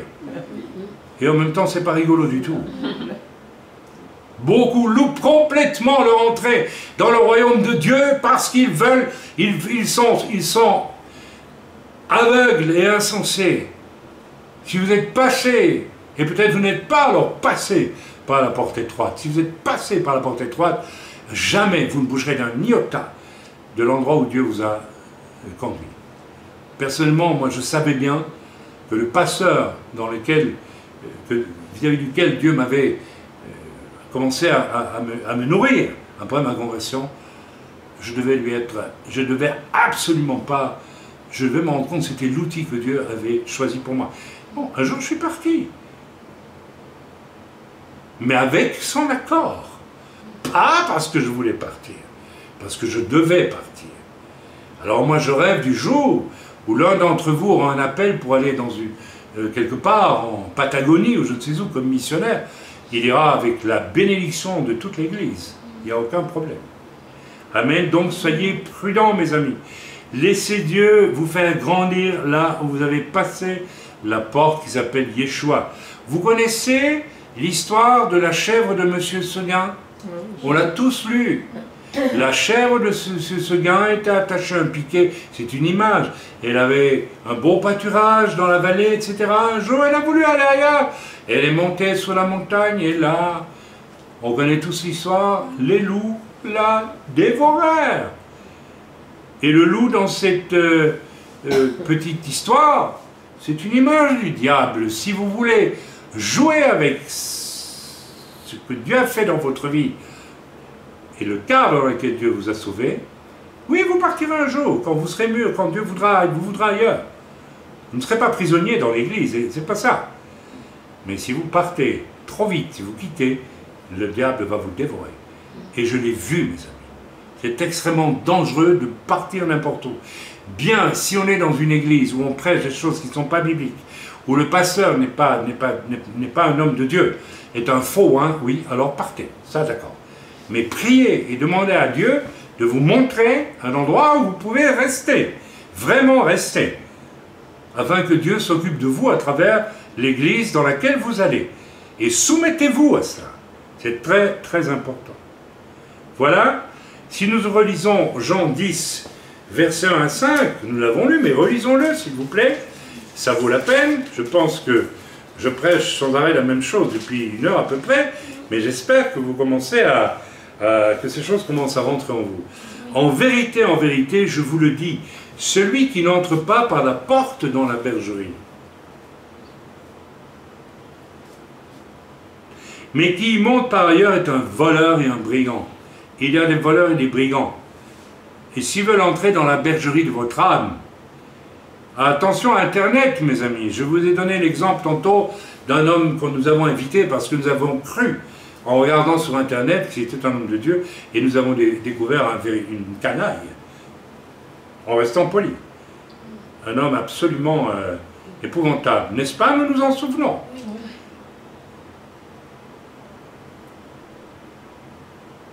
Celui qui monte par ailleurs, c'est-à-dire autrement que par Yeshua, est un voleur et un brigand.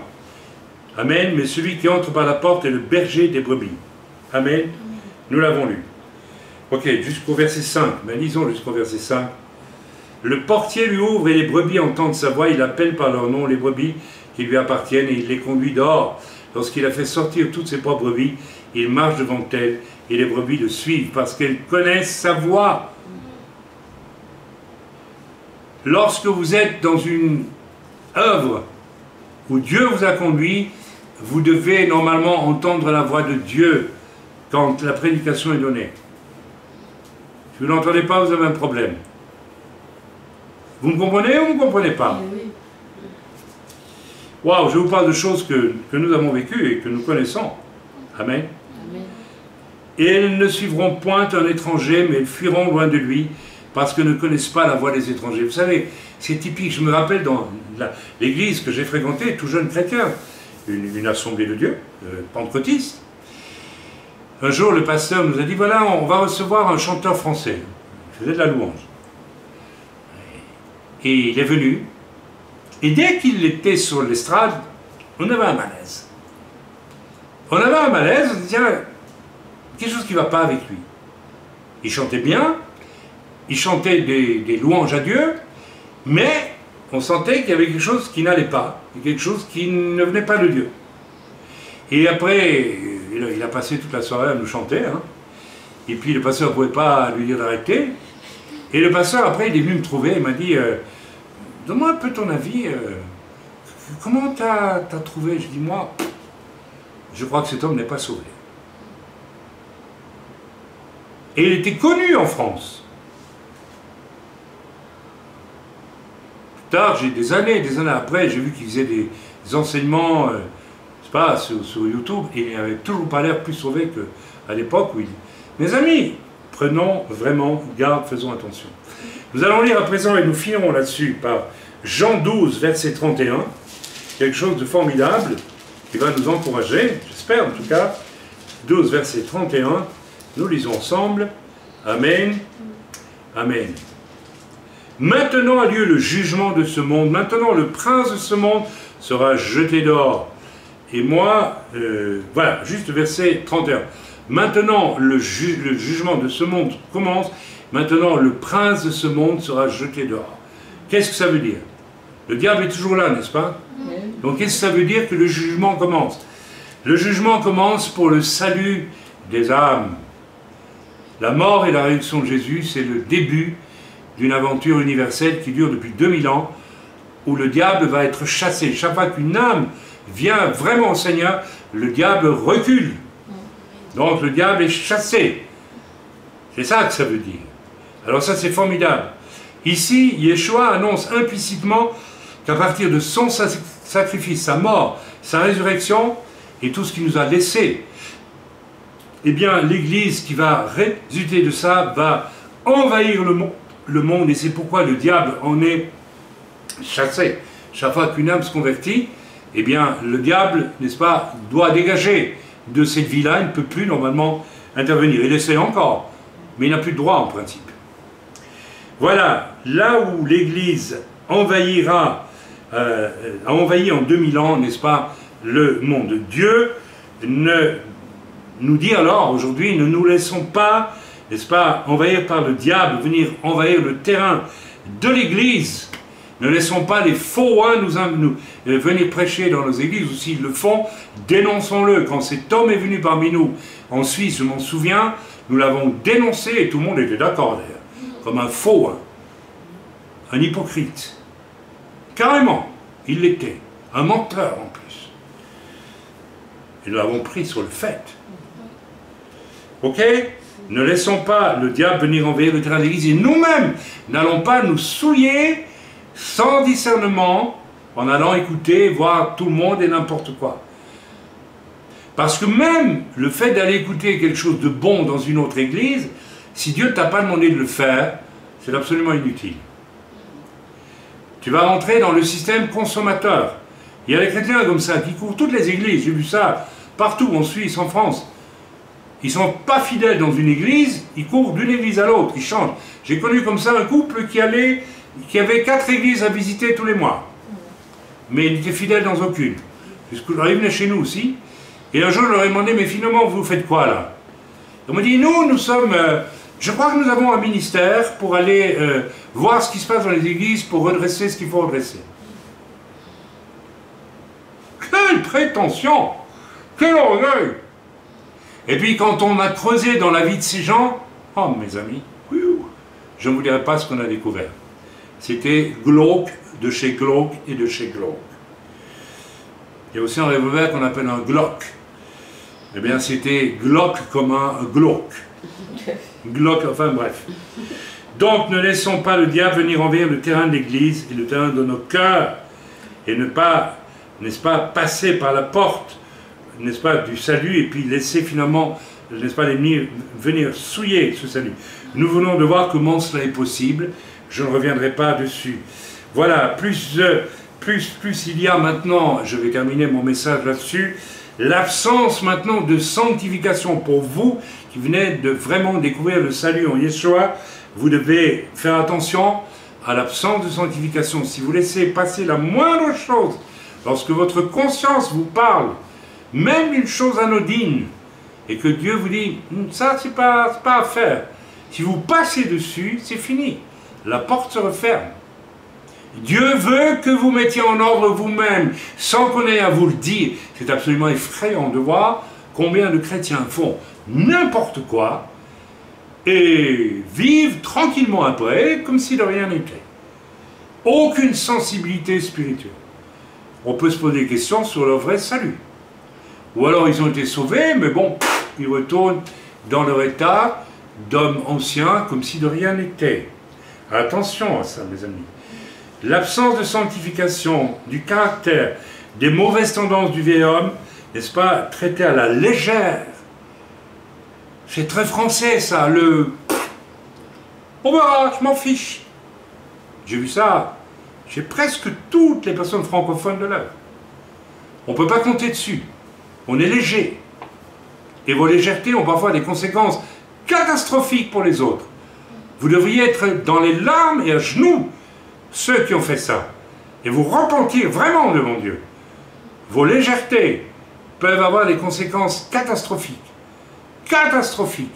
Mais vous prenez ça comme ça. Si réellement Yeshua était la porte du salut pour vous, vous ne supporteriez pas les conséquences de vos actes. Vous seriez dans la repentance. Et quelquefois, il faut aller vous trouver au guillemets. Dis donc, c'est tout ce que ça t'a fait de faire ça? Alors, n'est-ce pas? Puis l'esprit, ensuite, si nous ne nous repentons pas facilement, vous savez ce qui se passe alors? C'est très intéressant, enfin intéressant, façon de parler. Vous êtes obligés de les dire aux gens. Vous êtes obligés. La parole de Dieu demande, Paul dit à Timothée ou à Tite, je ne sais plus, reprends, exhorte, etc. Reprends. Mais ce qui se passe très souvent quand il faut reprendre les gens là où d'eux-mêmes ils auraient dû se rendre compte, et ils se rendent très bien compte qu'ils font le mal. Le problème c'est que beaucoup de chrétiens font le mal et ils le font sans difficulté, sans beaucoup de souffrance. Alors après, quand on doit leur dire, comme ils ne se repentent pas vraiment, ils tombent facilement sous l'accusation du diable. Et alors là, on tombe sur quelque chose qui est terrible. Donc, je me repens, simplement, vraiment, et Dieu pardonne définitivement. Et ça, c'est vrai pour le moment où je me convertis, et c'est vrai tout le restant de mes jours jusqu'à la fin. Alors ici, je voudrais juste dire que certains ne croient pas vraiment au pardon, ou ne supportent pas un échec. C'est un peu la même chose. Il y a des gens, vous savez, quand vous leur dites, parce que d'eux-mêmes, ils savent très bien qu'ils ont mal fait, et quelque part, il y avait ça. Et puis, ils ne se repentent pas, ils ne se corrigent pas d'eux-mêmes, ils ne veulent pas le faire. Alors on est obligé de leur dire. Alors leur réaction, c'est « Ah, je ne supporte pas mon échec ». Ils se replient sur eux-mêmes.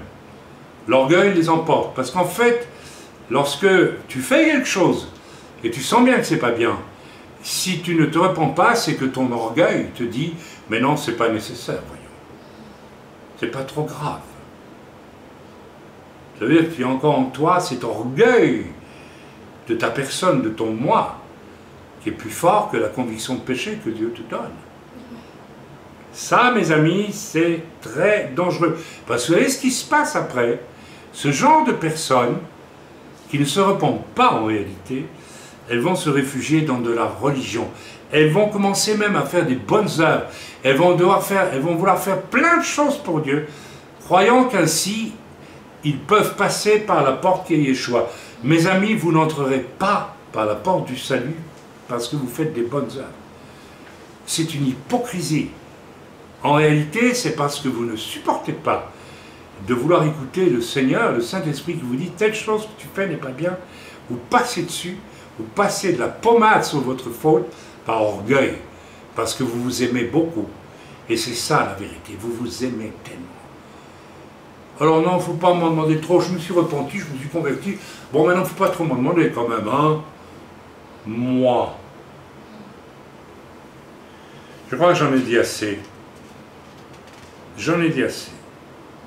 Mes amis, nous devons rejeter, nous devons absolument rejeter alors cet esprit religieux. Méfiez-vous.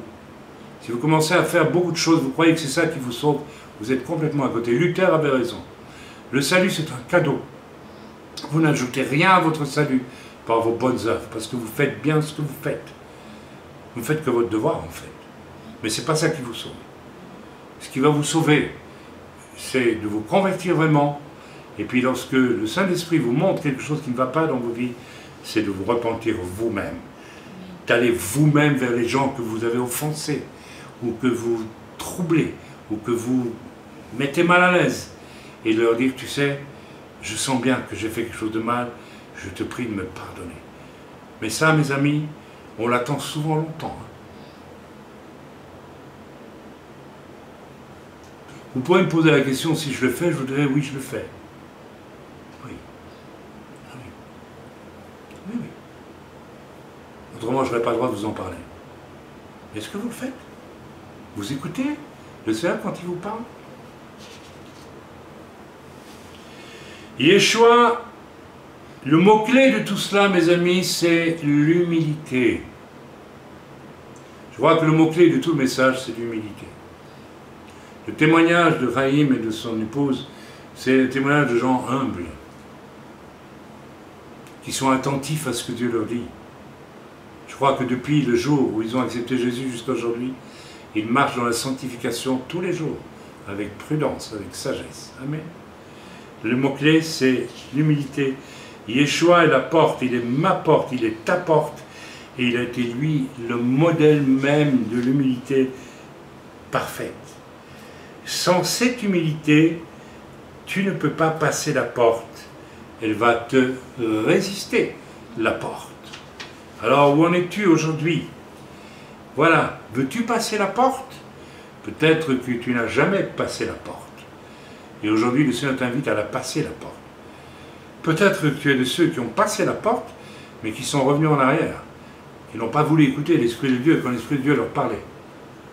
Alors, il faut vraiment retraverser la porte. Il faut te rendre compte que tu refuses quand l'Esprit de Dieu te parle. Et c'est le cas de très souvent ceux d'entre nous. Beaucoup. Donc je m'adresse maintenant à tous ceux qui écouteront ce message et qui n'ont jamais passé la porte qui s'appelle Yeshua. Si vous voulez, vous pouvez prier avec moi maintenant. Dieu, Père Céleste, toi qui es le créateur de toute existence, de la beauté des cieux, de la beauté des forêts, des champs, des animaux, de tout ce qui se trouve sur cette terre, je réalise que j'ai marché jusqu'à aujourd'hui dans ce qui est un paradis, comme un barbare, comme un sauvage, et j'ai beaucoup péché. Je m'en rends compte. Et je veux passer par la porte du salut pour entrer avec toi, Jésus, dans le royaume de Dieu, pour y vivre les choses glorieuses du royaume de Dieu. Je te supplie de me sauver maintenant. Je me tourne vers toi, Yeshua. Je me tourne vers toi et je te dis, sauve-moi s'il te plaît. Laisse-moi passer à travers toi pour devenir comme toi. Parce que si je traverse la porte qui est Jésus lui-même, je vais devenir comme toi. Je ne veux pas rentrer dans le salut pour redevenir seulement moi-même avec mes travers. Non, je veux ce perfectionnement jusqu'au dernier jour de ma vie. Alors oui, je crie à toi. Je veux devenir comme toi. Je veux passer par la porte du salut et entrer dans le royaume de Dieu avec toi, Jésus. Yeshua. Faites cette prière là où vous vous trouvez. Mes amis, vous qui écoutez ce message aujourd'hui, faites cette prière. Simplement, comme Chaim l'a fait dans la lecture que j'ai faite au début du message. Il a crié, il a dit, je ne quitterai pas cette clairière tant que je ne saurai pas où tu es, Seigneur. Il a voulu. Et qu'est-ce que Jésus lui a montré? Qu'est-ce que Dieu lui a montré? Jésus portant la croix, plein de sang. Et il a eu honte de ce qui se passait là. Il a su que c'était profondément injuste. Et le Père lui a dit, je l'ai permis pour te sauver toi. C'est à ce prix-là que tu peux rentrer à travers Yeshua dans le royaume de Dieu. Ne rate pas cette occasion. Et toi, le chrétien, toi, qui es si facilement oublieux, ou qui laisse ta conscience de côté quand elle te chatouille un peu, et que tu te dis ne fais pas ça, humilie-toi devant Dieu. Et demande à Dieu qu'il t'ouvre l'esprit pour être attentif à ce que l'esprit te montre quand tu fais quelque chose qui n'est pas juste, qui n'est pas bon, qui n'est pas digne. Oui, mes amis, Dieu est un Dieu qui nous éduque aussi. Dieu est un Dieu qui nous montre nos limites. Et très souvent, la génération actuelle ne connaît aucune limite. Et une des vertus d'une vraie conversion, c'est d'apprendre vos limites. On ne fait pas tout ce qu'on veut. On ne fait pas n'importe quoi dans la maison de Dieu. Là aussi, priez maintenant le Seigneur. Soyez honnêtes. Ne restez pas silencieux. Repliez sur vous-même. Montrez-vous. Dites à Dieu ouvertement que vous aussi vous voulez. Amen. Oui, Seigneur, moi je te demande pardon, Seigneur, parce que c'est vrai que, Seigneur, j'ai reculé, Seigneur, et je te demande pardon, parce que, Seigneur, je veux passer la porte et y rester, Seigneur. Je veux vraiment renoncer, Seigneur, à tout, et je veux vraiment, Seigneur, passer cette porte et rester avec toi, Seigneur, faire vraiment ta volonté, Seigneur, et être à ton écoute, Seigneur, quand tu me reprends, Seigneur. Je veux vraiment laisser mon esprit, mon cœur, Seigneur, attentif à quand tu me reprends, Seigneur, et l'accepter, Seigneur, sans discuter, mais juste l'accepter, Seigneur, parce que je veux, Seigneur, passer cette porte. Merci, Seigneur. Amen. Oui, Seigneur, moi aussi, pardon, parce que j'ai marché souvent sur ma conscience quand tu me reprenais, quand tu me mettais un malaise. Je n'ai pas cherché à savoir pourquoi, comment, mais j'ai fait comme j'en avais envie, Seigneur, souvent.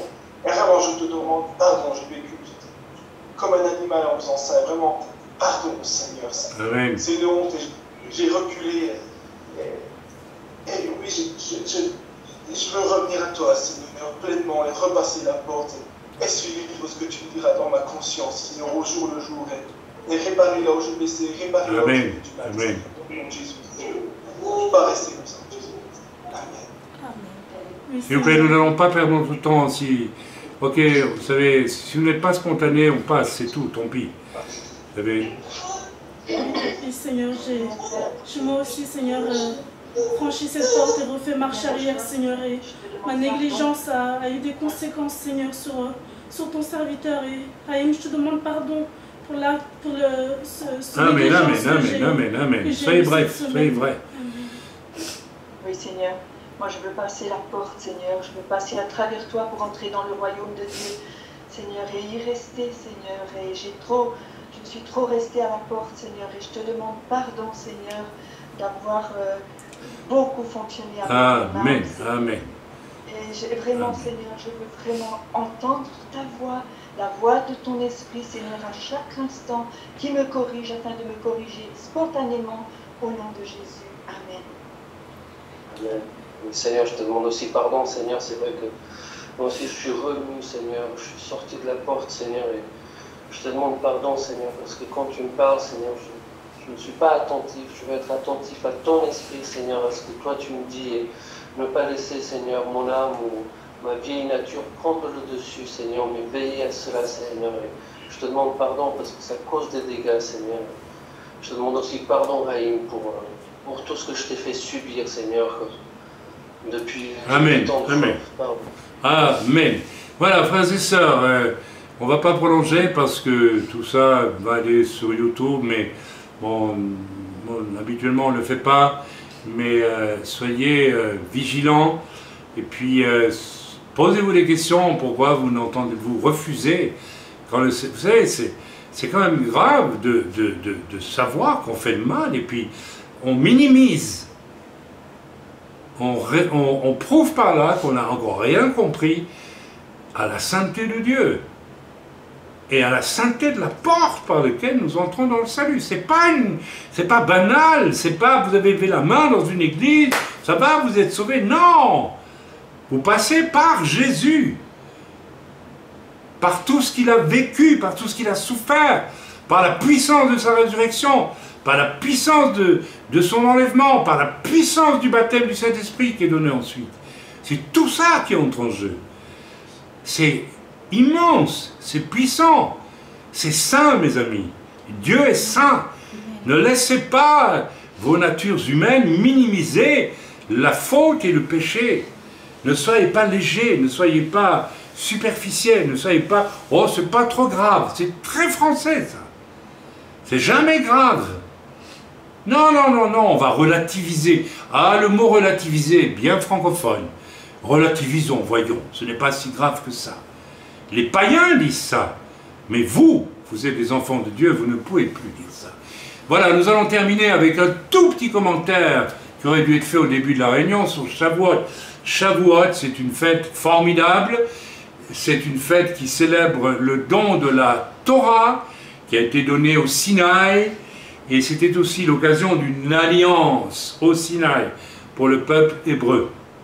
Et puis, c'est le jour de Shavuot que 40 jours après le départ de Jésus, les disciples qui étaient rassemblés dans un même lieu ont été visités le jour de Shavuot où ils célébraient probablement en tant que juifs la fête du don de la Torah. C'est à ce moment-là que le Roi HaKodesh, le Saint-Esprit, pardonnez-moi, est descendu sur eux.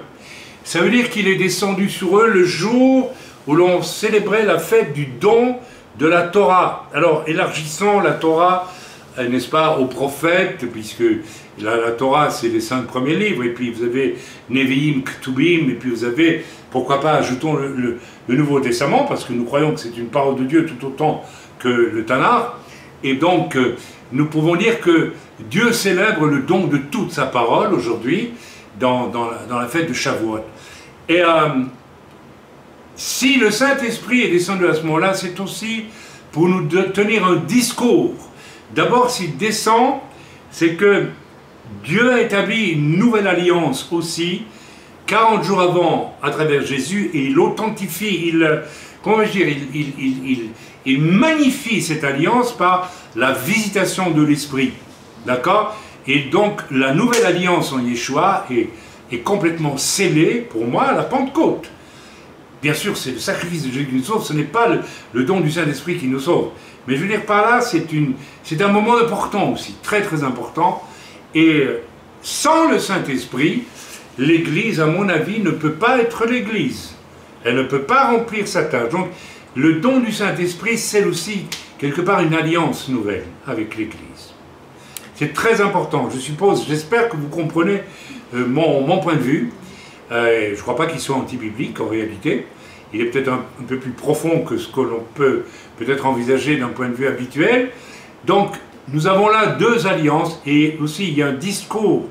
Si le Saint-Esprit descend le jour de la fête de Shavuot, don de la Torah, ça veut dire qu'il y a 2 choses majeures pour nous nourrir spirituellement et nous faire avancer.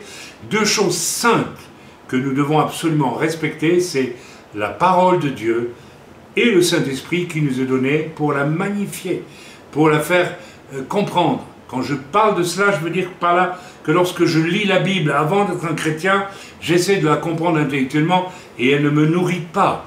Lorsque je la lis, quand je suis devenu un être né de nouveau, l'Esprit de Dieu qui m'est donné me nourrit à travers la lecture de la parole. C'est une chose merveilleuse. Donc les 2 sont absolument nécessaires. Et j'insiste là-dessus pour justement vous mettre en garde contre tout un mouvement de mercenaires, de faux serviteurs de Dieu, qui se sont égarés. Certains étaient des vrais serviteurs de Dieu et ils se sont égarés, d'autres n'étaient jamais des vrais serviteurs de Dieu. Et ils étaient égarés dès le départ. J'appelle le fameux mouvement qui est né dans les années, il y a une vingtaine d'années à peu près. Enfin, moi, je l'ai vu débarquer en Italie, alors que je prêchais et que je vivais à fond avec le Saint-Esprit qui faisait des miracles et qui faisait des choses extraordinaires pour le salut des âmes dans une localité où jamais il y avait eu d'église évangélique. Et j'ai vu arriver aussi d'Amérique du Sud un homme que pour ma part, dès que je l'ai vu, en esprit, j'ai su qu'il y a quelque chose qui clochait avec lui. Et pourtant, il était parvenu à faire croire qu'il avait reçu une onction spéciale du Saint-Esprit, en disant, nous n'avons plus besoin de la Bible, maintenant le Saint-Esprit tout seul prend le relais. C'est un mensonge.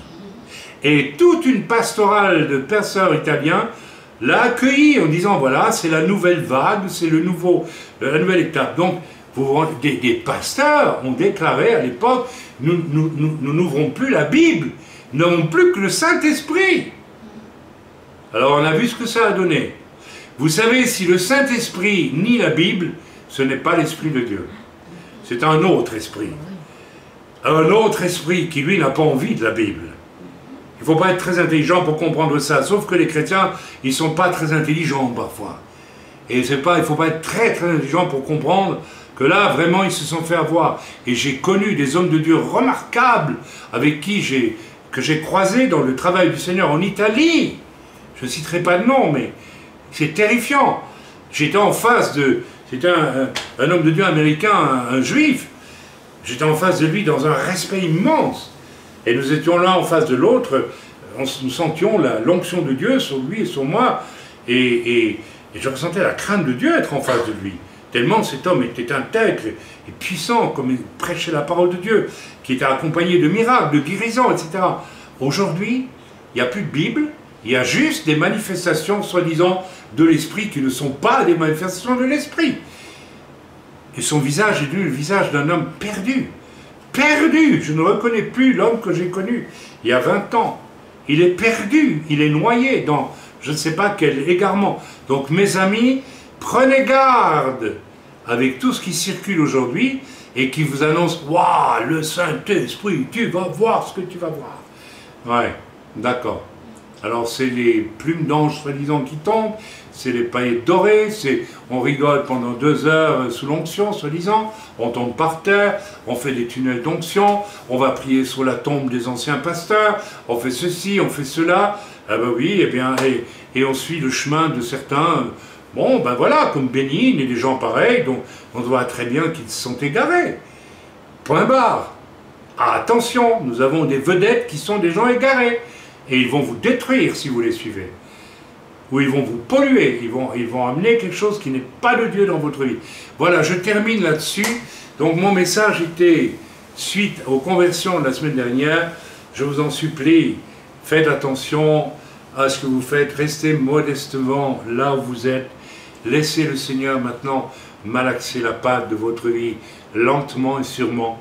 Et attention au désir d'aller trop vite. Ah, attention à ça. Je suis passé par là aussi et nous voulons tous avancer avec notre propre âme. Nous voulons avancer, nous voudrions faire des choses pour Dieu, n'est-ce pas? Mais ça, est-ce que ça vient de l'Esprit de Dieu? Ça vient de notre âme? Dites-moi, s'il vous plaît, vous qui m'écoutez, ça vient de notre âme, et j'ai connu ça. Et le diable va jouer là-dessus. Il va mettre du charbon dans la chaudière de votre âme. Allez, vas-y, il faut que tu rentres dans ton ministère, là. Laisse Dieu faire. Si tu as un appel au service, ou quoi que ce soit d'autre, l'Église t'appellera d'elle-même au service. Vous savez, il n'y a pas plus heureux qu'un homme de Dieu qui peut dire à quelqu'un, voilà, tu as un appel, maintenant rentre dans ton appel. Moi, je suis le plus heureux des hommes quand je vois ça. Amen. Donc, ne précipitez rien, ne faites rien, si ce n'est sous la conduite du Saint-Esprit, dans la crainte de Dieu. Restez humble, s'il vous plaît. Parce que si vous êtes humble, Dieu vous fera vivre des choses extraordinaires. Mais si vous n'êtes pas humble, vous ne vivrez rien d'extraordinaire. Rien. Rien. Je vous laisse avec ce message, c'est un peu long. J'espère ne pas vous avoir lassé. Je ne crois pas, normalement j'ai pu vous lasser. Soyez bénis dans le nom de Yeshua, que l'Esprit de Dieu puisse faire son œuvre dans vos cœurs. Et si vous avez accepté Jésus, Yeshua, la porte du salut dans vos vies, envoyez-nous un petit message, que nous puissions prier pour vous et vous soutenir. Nous le ferons de tout notre cœur. Et tous ceux qui m'écoutent savent que lorsque je m'engage à prier pour quelqu'un, nous le faisons. Amen. Soyez bénis dans le nom de Yeshua. Et puis, voilà.